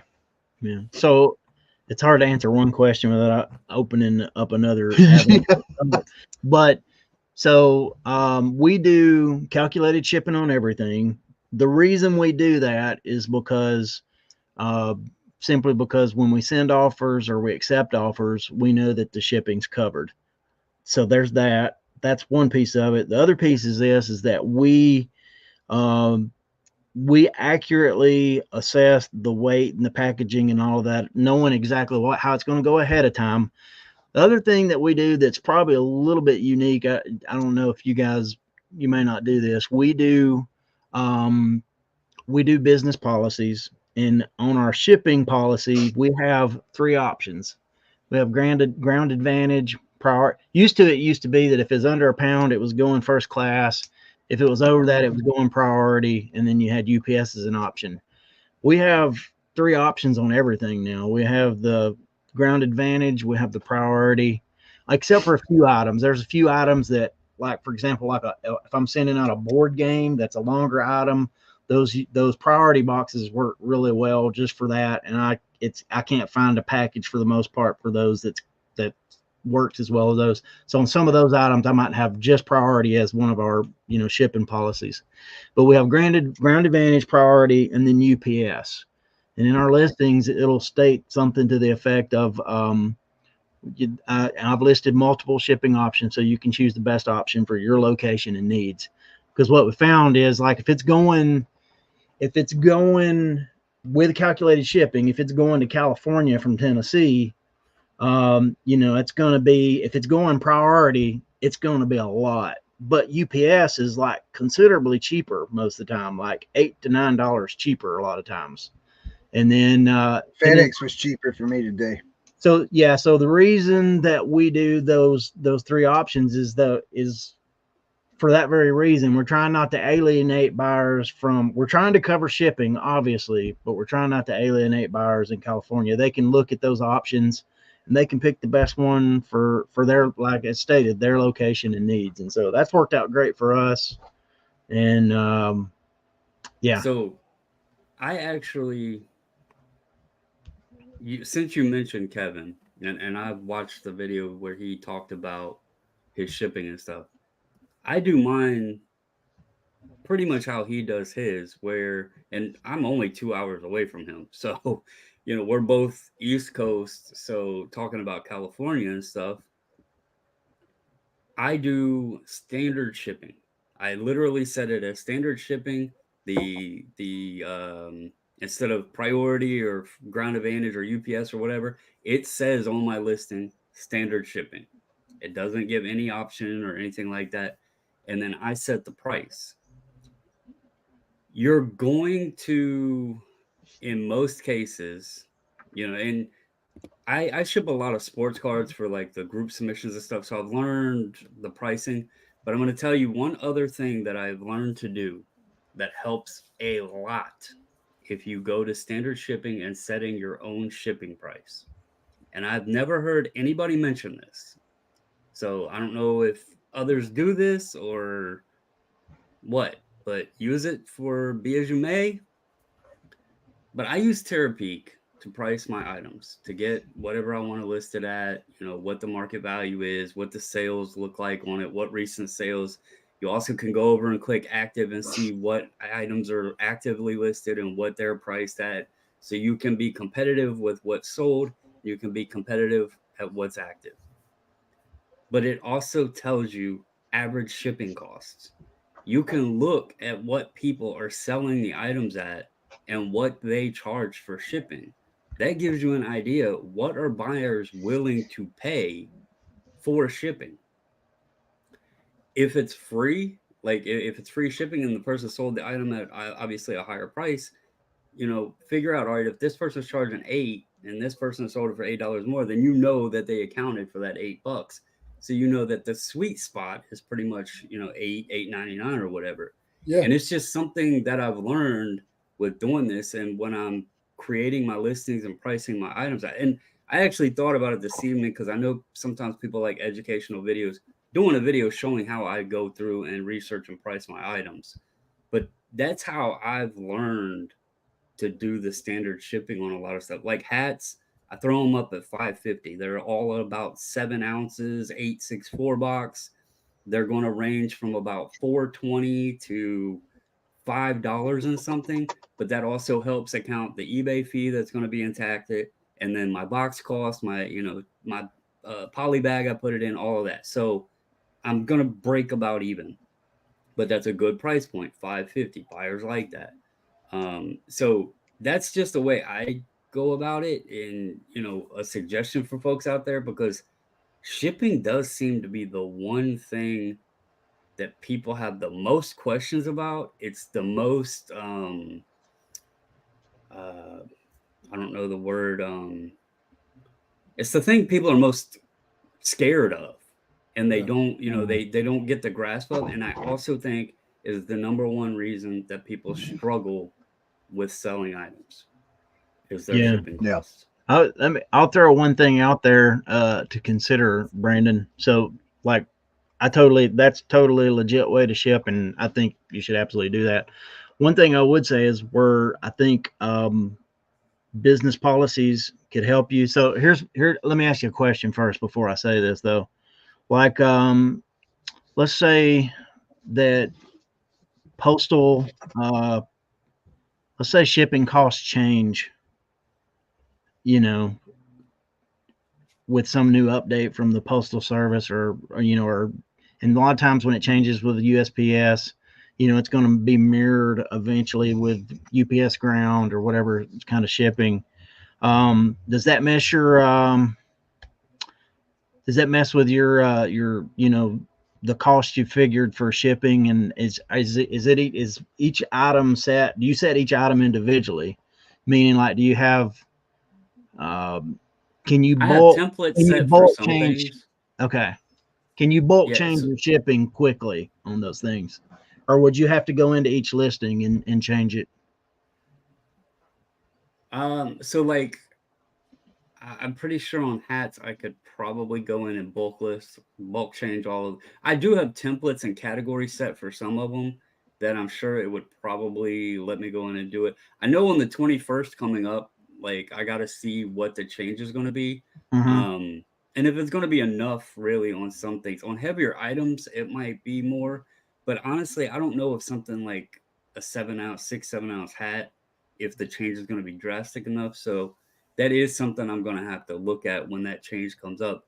Um, but yeah, I could see where that, Yeah. but So, then at but the same time, yeah, what I was going to say was like, if you set up a business, you could set up a business policy. And let's say you have items that you charge $5 shipping on, right? You could actually have a business policy set up that's automatically, what it would be classified as standard shipping with a flat rate of $5, or however it is that you do it. And then if you like in the future, and you could have one for $6, $7, $8, whatever, right? And then if there's a change made in the future, when you've got business policy set up, it's as simple as going in and just editing that business policy. You don't even have to go in and do all your the changes on your listings. You can go in and actually update that business policy, and you can have it set for, you can change the price and everything right there, and it automatically does all of your listings that are tied to that business policy. So that's a pretty good hack if you want to think about that or consider that. And then if you've got one that you use a whole lot, like for us, I told you we have we do the three options on shipping.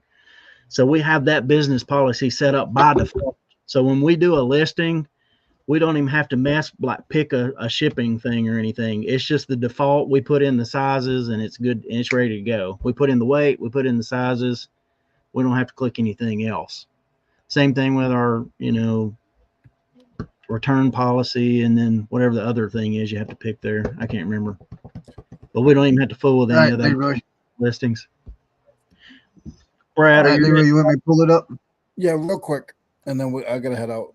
I'm gonna blow it up for you, okay? No, It's gonna yeah, be on but my full screen. No, this you can go down, you can go back. It's not a big deal. Go back to where it was. I want to see you guys. I haven't seen you guys all day. So you said it's a Troy Belt mower, right? Does it look Yeah. like any of these? Go back up to the top. looks- No. Go. No. It's possibly like there. The bottom one? Yeah, possibly. Okay. So I mean, it could be possibly the very first one too. So I mean, between those two. Just like when you do comps on stuff, all you do is you go in and you look at it and you say, okay, what's selling on this thing? Oh, okay. Well, the engine covers are selling for $30. The front grill is selling for $25. One of the side, the wheel covers is selling for $55, and the wheels are selling. So if it doesn't matter what mower pot you go into, that's probably going to be your standard. Your seats, your steering wheels, body panels, wheels, stuff like that. You can find it on the side of the road. Now, I'm not telling you to go and do it because it's harder to ship. Not everybody needs it unless they need it. But if, as you can see, there's not a lot of parts. There's not a lot of parts out there. So it's something that there's 45 here, and these are things that break. Those covers break. People lose their dipsticks. You could go by and see it on the side of the road. You said you go to that little transfer station. You could just pull the dips, just take a picture of the take a snapshot of the model number or the whatever one Yeah. it is, and these are the things that they're buying. You know what I mean? You don't have to take the whole thing apart, or take pieces off the engine. I mean, you can. I mean, there's guys that they make a living. That's all they do. But if I get it real cheap, I like to tinker with that stuff. So Yeah. if I don't tinker with that stuff and I just sit there and I'm listing Barbie dolls all day, which I don't list Barbie dolls, but You got a I problem with Barbie dolls? no, I would lose interest. I would lose interest in all of eBay. So that's why I do the tinkering and cleaning and stuff like that, and it doesn't get thrown away. It doesn't go to landfill. So when you see something, just look at it and say, "Hey, what Go on eBay. You see something on the side of the road, or you see it in the dumpster at Goodwill. I just took a vacuum apart and pieced Mhm. out the vacuum, and Yep. and I've already I've said, pieced out vacuums before. yeah. So and I we'll talk, but we'll talk. We'll talk offline. I was just wondering because it was in pretty rough condition, and that's why I was just wondering, was it even worth But even there's fooling things with? But on if there. it's worth, There's things on there that you. Oh, hey, this is my right? mentor. I gotta keep you guys. He's the second time he called me. You All right. guys have a good night. I'll talk to you guys Hey, soon. you do the same, Leroy. We'll talk to you later, buddy. Yeah. Later, man. All right, Brad. Hello? Yeah, Hey, I've been Leroy. tracking with McLeod here. Did he say kick him out? Is that what he Yeah, said? kick him out. Kick him out. Thanks, Brad. I believe my charts in that area look off because we sell lower priced items. Even if I sell 1,000 of them, the shipping will always show more. Even those we also make a few off shipping. Yeah, we. There's so many different ways to do eBay. I know some people would scoff at selling lower priced items, and then it comes back to this old debate. Well, like if I can list, I'm just going to make some numbers up. If I can list 20 lower priced, super easy to ship, easy to deal with items that I enjoy doing, would I rather do that or list one thing that's worth a lot higher that I just don't enjoy shipping and all that? And I think again that's where eBay and online selling is just, there's no one size fits all. And I get ticked at people who try to make people feel inferior because they have 1,000 smaller priced items compared to 100 super high priced items. It's just a matter of, and part of it too is risk. Like, are you risk adverse? If some people are riverboat gamblers and they're out here, they don't mind selling $1,000 items, but there's other people's like, I'd rather sell 100 small priced items as the $1,000 item. It's same goes for the, like, and don't get me wrong, there's legitimacy to it, but those that preach sell-through rate, okay, yes, we all know that if we could have 150% sell-through rate on every item that we find out in the wild and list in our eBay store, everything would be glorious. But the fact and the truth is, you're going to wind up eating ramen noodles if most of us, if we only search for those items, because there's just not that availability of it out there. You're not going to always find those items, especially if you're not willing to pay up on them, because then that's cutting your profit margin. So I look at it as, if I get high sell through, that's continuous money flowing in. But as I'm listing those long tail items, they're called long tail because they do sell. They just take a while. And as the more you add, and as those sales start churning up, you're going to start seeing the results of listing them, and that's profits too. So, you know, I don't believe in you can only survive on high sell through rate. You know, yes, that's the goal, but trust me, you still got to eat. Yeah, it depends on where you're at too. What's available to you, you know? I mean, our area doesn't have a ton of super high price stuff, even though we find good items, you know, and kind of found where to look, but it's not the same. You know, I'll give you an example. We had a big buy back before Thanksgiving. Drove to West Virginia, picked it up. It was a $450 buy. We've sold like I think as of today, I saw the number was like $980 out of that $450 buy. And then we've probably got, you know, we haven't got it all listed. By the time it all sells, we'll have $4,500 worth of sales out of it. So for me, 100% worth it. So gotcha. I'm not selling very high items and flipping houses like some people we all know, but I have space. I pay a penny for these and make 10 times money. Again, it's like, you know, it's what you're comfortable with, or what you have available. That's the key to it all.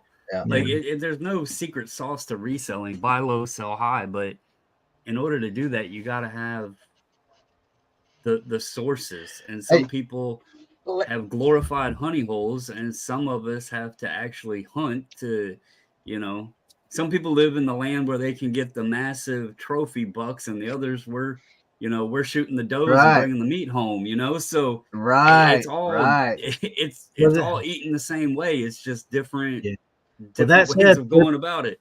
Yeah, with that said, flipping houses is a good thing to do. My dad and my uncle, they would do that. They would buy houses together, and that would be my summer job when I was 11 years old, going in and tearing out Chinese drywall and whatever else, to flooring, asbestos flooring, whatever, to get things fixed up, and then they'd flip it. So let me tell you about an item that I sold yesterday.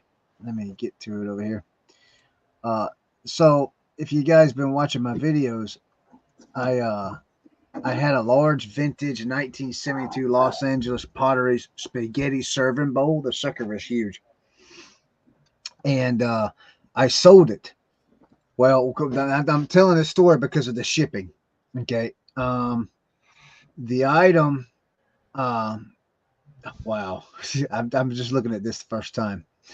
So I sold it for, I'm going to share this, guys, because it's just going to be crazy. I lost money on this sale, believe it or not. I lost money on it. So, and it has to do with shipping. Hold on a minute. Let me find, I'm sorry. Okay. Yeah, here we go. All right. Wait a minute. Let's see. Let's pull it right there. Get that. Okay. All right. There we go. All right. I got it. Because I didn't want to show the customer. Hello, Lisa. Nice to see you today.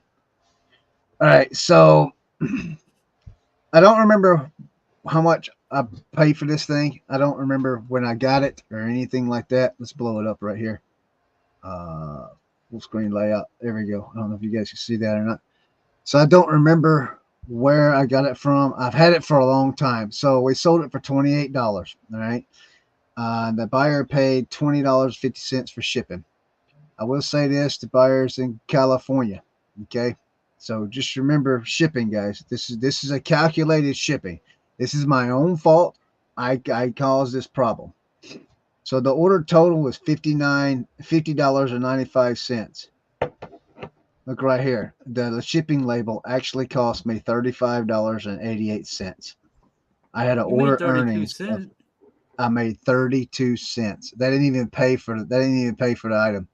So I said all that to say that I messed up because when you do your hold on, man, let me there you go.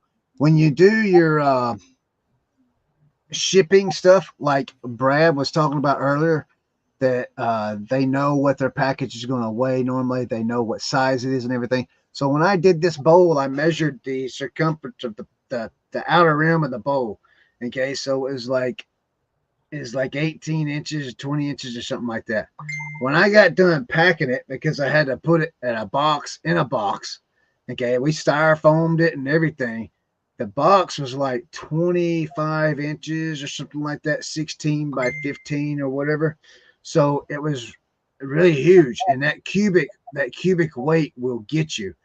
And so UPS ground was going to be like $90. Priority mail is completely out of the question. UPS was going to be right around $45 if I remember right. So FedEx, this item went FedEx, and that was the cheapest I can get it was FedEx. And I told my wife, I knew I messed up, and I told her, I says, well, and we changed some dimensions, and it was the dimensional weight is what caused the problem, because it really didn't weigh that much. And I told her, I said, she said, what do you want to do? You want to cancel it? I said, no, just we've had it forever. Just let it go. Let it go. It's going to California. Sucker may break anyway. Just let it go. Let it go, man. I mean, it is what it is. Get it out. It was huge. It was taking up a whole lot of space. So I just let it go. And that's what something I want to let people know about, is it the shipping. When you do shipping, don't just measure your item. You got to compensate, especially when it's breakable stuff, compensate for how much bigger the box is going to be, to protect it from breaking whenever you got to ship it far off. Yeah. And one other thought on shipping big items like that.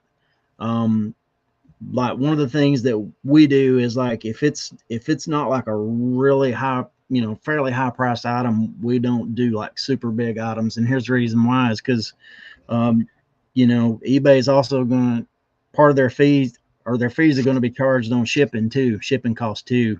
Yeah. And so if you hadn't taken that into account, if you ship a $40 item, fees at 13% or whatever they are, you're going to have that too.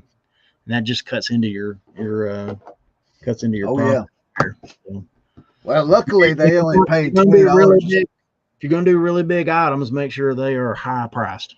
Right. And luckily they only paid $20 in shipping, so I only paid fees on $20 in shipping, but I still had to pay another $15 on top of that. But at least I didn't go negative. I did like 32 cents.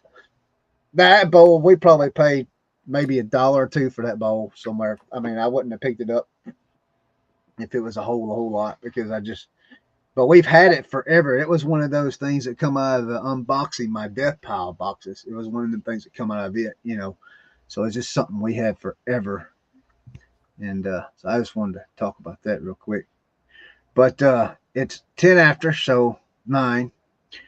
And I'm kind of hungry. I hadn't ate yet, so we're going to call it an evening. Brandon, you got anything? Brad, you got anything coming up? Yeah, on Saturday. Wait, here comes Leroy. Hold on a minute. Listen, it's 2 hours. I just came to check on you clowns. Go to sleep. There's another show next week. Yeah, we was just cutting off. We were saying our goodbyes. Yeah. So, Brad, what you got? 2 sales now. Yeah. Way to go, Brandon. Let's go. The next one was $1 plus shipping. Let's go, man. Heck yeah. That's $3 for the day, bro. Yes, sir. I'm at a gross of $5.11. Woo! That's great. Yep. That's $5 you didn't have before. I know y'all have heard Carrie and them talk about the dollar sports cards and stuff. I told Leroy I actually thought about taking all of my cards out of the store that were under $2. And then he had a point. They're already listed in there. So I might as well just go ahead and leave them. I've already done the work to list them. But yeah, it's funny, but it's also, it's just something fun. So. Yeah. It's a sell. So what do you got coming up, Brad? Do sell. Yeah, I was going to say this coming Saturday is the one-stop shop live raid or live train raid. Raid train. Raid Train, yeah, Raid Train going on. I think we go live at 6:30 Eastern, 7:30. I mean 7:30 Eastern, 6:30 Central Time. So I would love to see you guys out there on that. I'm going to be putting up lots of Bratz dolls, probably a lot or two of vintage hats. I'm going to put up a pretty good mix of things. Just have fun with it. So love to see you. Brandon? I'm gonna keep pushing. Again, I'm not trying to be hard on you, Chris, but at the same time, I am trying to be hard on you because I'm trying to push you to boost you up. I heard you a couple weeks ago. I wasn't here, but I went back and listened to the show and what everybody wanted to get better at and everything. I'm gonna keep pushing. It sounds crazy, but it actually is motivating to, like I said earlier, to dig in that death pile, uncover the stuff. You bought that stuff for a reason. Exactly. Right? Yeah. It was either because it was worth buying or it was a mistake. And if it was worth buying, put it up and let it make you some money. But and if it was a mistake, then get rid of it, because either way, it's going to feel good. You're going to feel like you're accomplishing something. And what I have found is the more I do things that make me feel like I'm getting something done, the more motivated I get. Saturday, Leroy's checked my store. He's been peeping my store. I listed 35 items Saturday, and that was not a single sports card, and that was not a single hat. Now, those two items, those two categories, I can list really quick, but I did 35 items. I don't know that I've ever sat down and done 35 items in a single day. And I did it Saturday, and it was all stuff that he's seen. Some of it was $8, little trinket things. Some of it was more expensive things. It was a wide mix, but it was all from my death pile. And the more I'm doing it, the more every morning now I'm getting up and I'm like, all right, I want to get at it. I want to, let's get some more done, because it feels good. I'm getting things. I feel like organized, under control. And remember, this is January. We got springtime coming up. We're going to have yard sales to go to and all of that kind of stuff. And we're going to buy more stuff. And if I don't have what I already got cleaned up and listed and all that, then what am I going to do? I'm going to pile more on top of it, and it's going to bring me down, and I don't want that. So dig in that pile, Chris. Get your stuff listed, man. You're going to feel good. It's going to motivate you, and it's going to get your year off to a good start. So I'm going to keep pushing. And one of the things is you're a man of faith, right? And one of the things in faith is prayer and fasting, right? And I'm not trying to get religious on all this, but it's something that I'm going through right now. You can pray and fast at any time. And we have a pastor in the room, and I'm not trying to above anybody because I don't know everything. But you can do that at any time. You can set yourself a goal where you have to do it through your faith and say, you know what? This week, I'm going to list 25 items out of my death pile. Well, when you have a problem and you want to get in that car and go somewhere, what do? You pray about it. And you say, you know what? I know I shouldn't go in that car. I know I should go out there and grab these boxes and list this stuff. And you'll do that for 10 days, and you'll see that there's a change. And I'm not trying to preach over here, but you got me preaching. But you know better. It's nothing that I'm telling you, but just do it that way. Go to that shop. If I had to make a goal and we should have did this, we don't know each other this good, but we should have made goals for each other in the beginning of the year. And we still can do it. We should make goals for each other. Goals knowing that we're talking for 4 or 5 hours a week. We sort of know each other now. Next week, we're going to make goals for each other. Everybody's going to get a name. Nobody's going to know who they're getting. And you're going to make a goal for that person, something that's reachable. And make a goal for that person that you want to see. So now you're holding somebody accountable. and I'm gonna make sure we do this too, and I'm gonna put Brad to help me. But we're gonna make goals. We're gonna make goals for each other because that I want you to go to that place. If it was up to me, I want you to be out of that storage unit by April, and I don't want any excuses. That's what my goal would be. You know what I mean? Oh well, if it was just for reselling stuff, then I would understand. But I got personal stuff in there too that there's nowhere else to put it. So I want I to make know. one rule. yeah. The goal cannot be that I grow hair.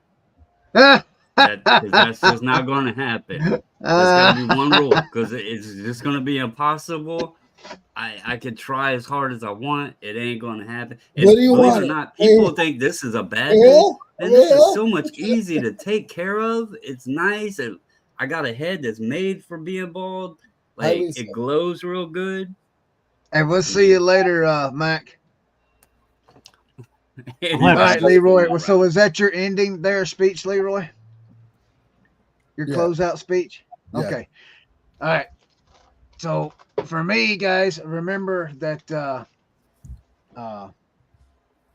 Saturday, One Stop Shop. I'll be on that list. The links will be below for Saturday. The raid train. We're gonna have some really good sellers out there. Yeah, I think even Commonwealth Picker's in that list, isn't he, Brad? Yeah, yes. Mm-hmm. You got Ott's Antiques, Cernox, Tim. Leroy, are you on the list for Saturday? What list? No. The fasting list? No, the auction, the raid train. No. No. Eric said I have to go in and morally support everybody. Uh-huh. Yeah. So, guys, please check that out. One Stop Shop at RN. We're gonna have a great day Saturday. It's gonna be a long day. I think it starts at 12. And what time is yours, Brad? Yours is late, isn't it? It's right before the Dolphins begin their game of death. Oh man, yeah.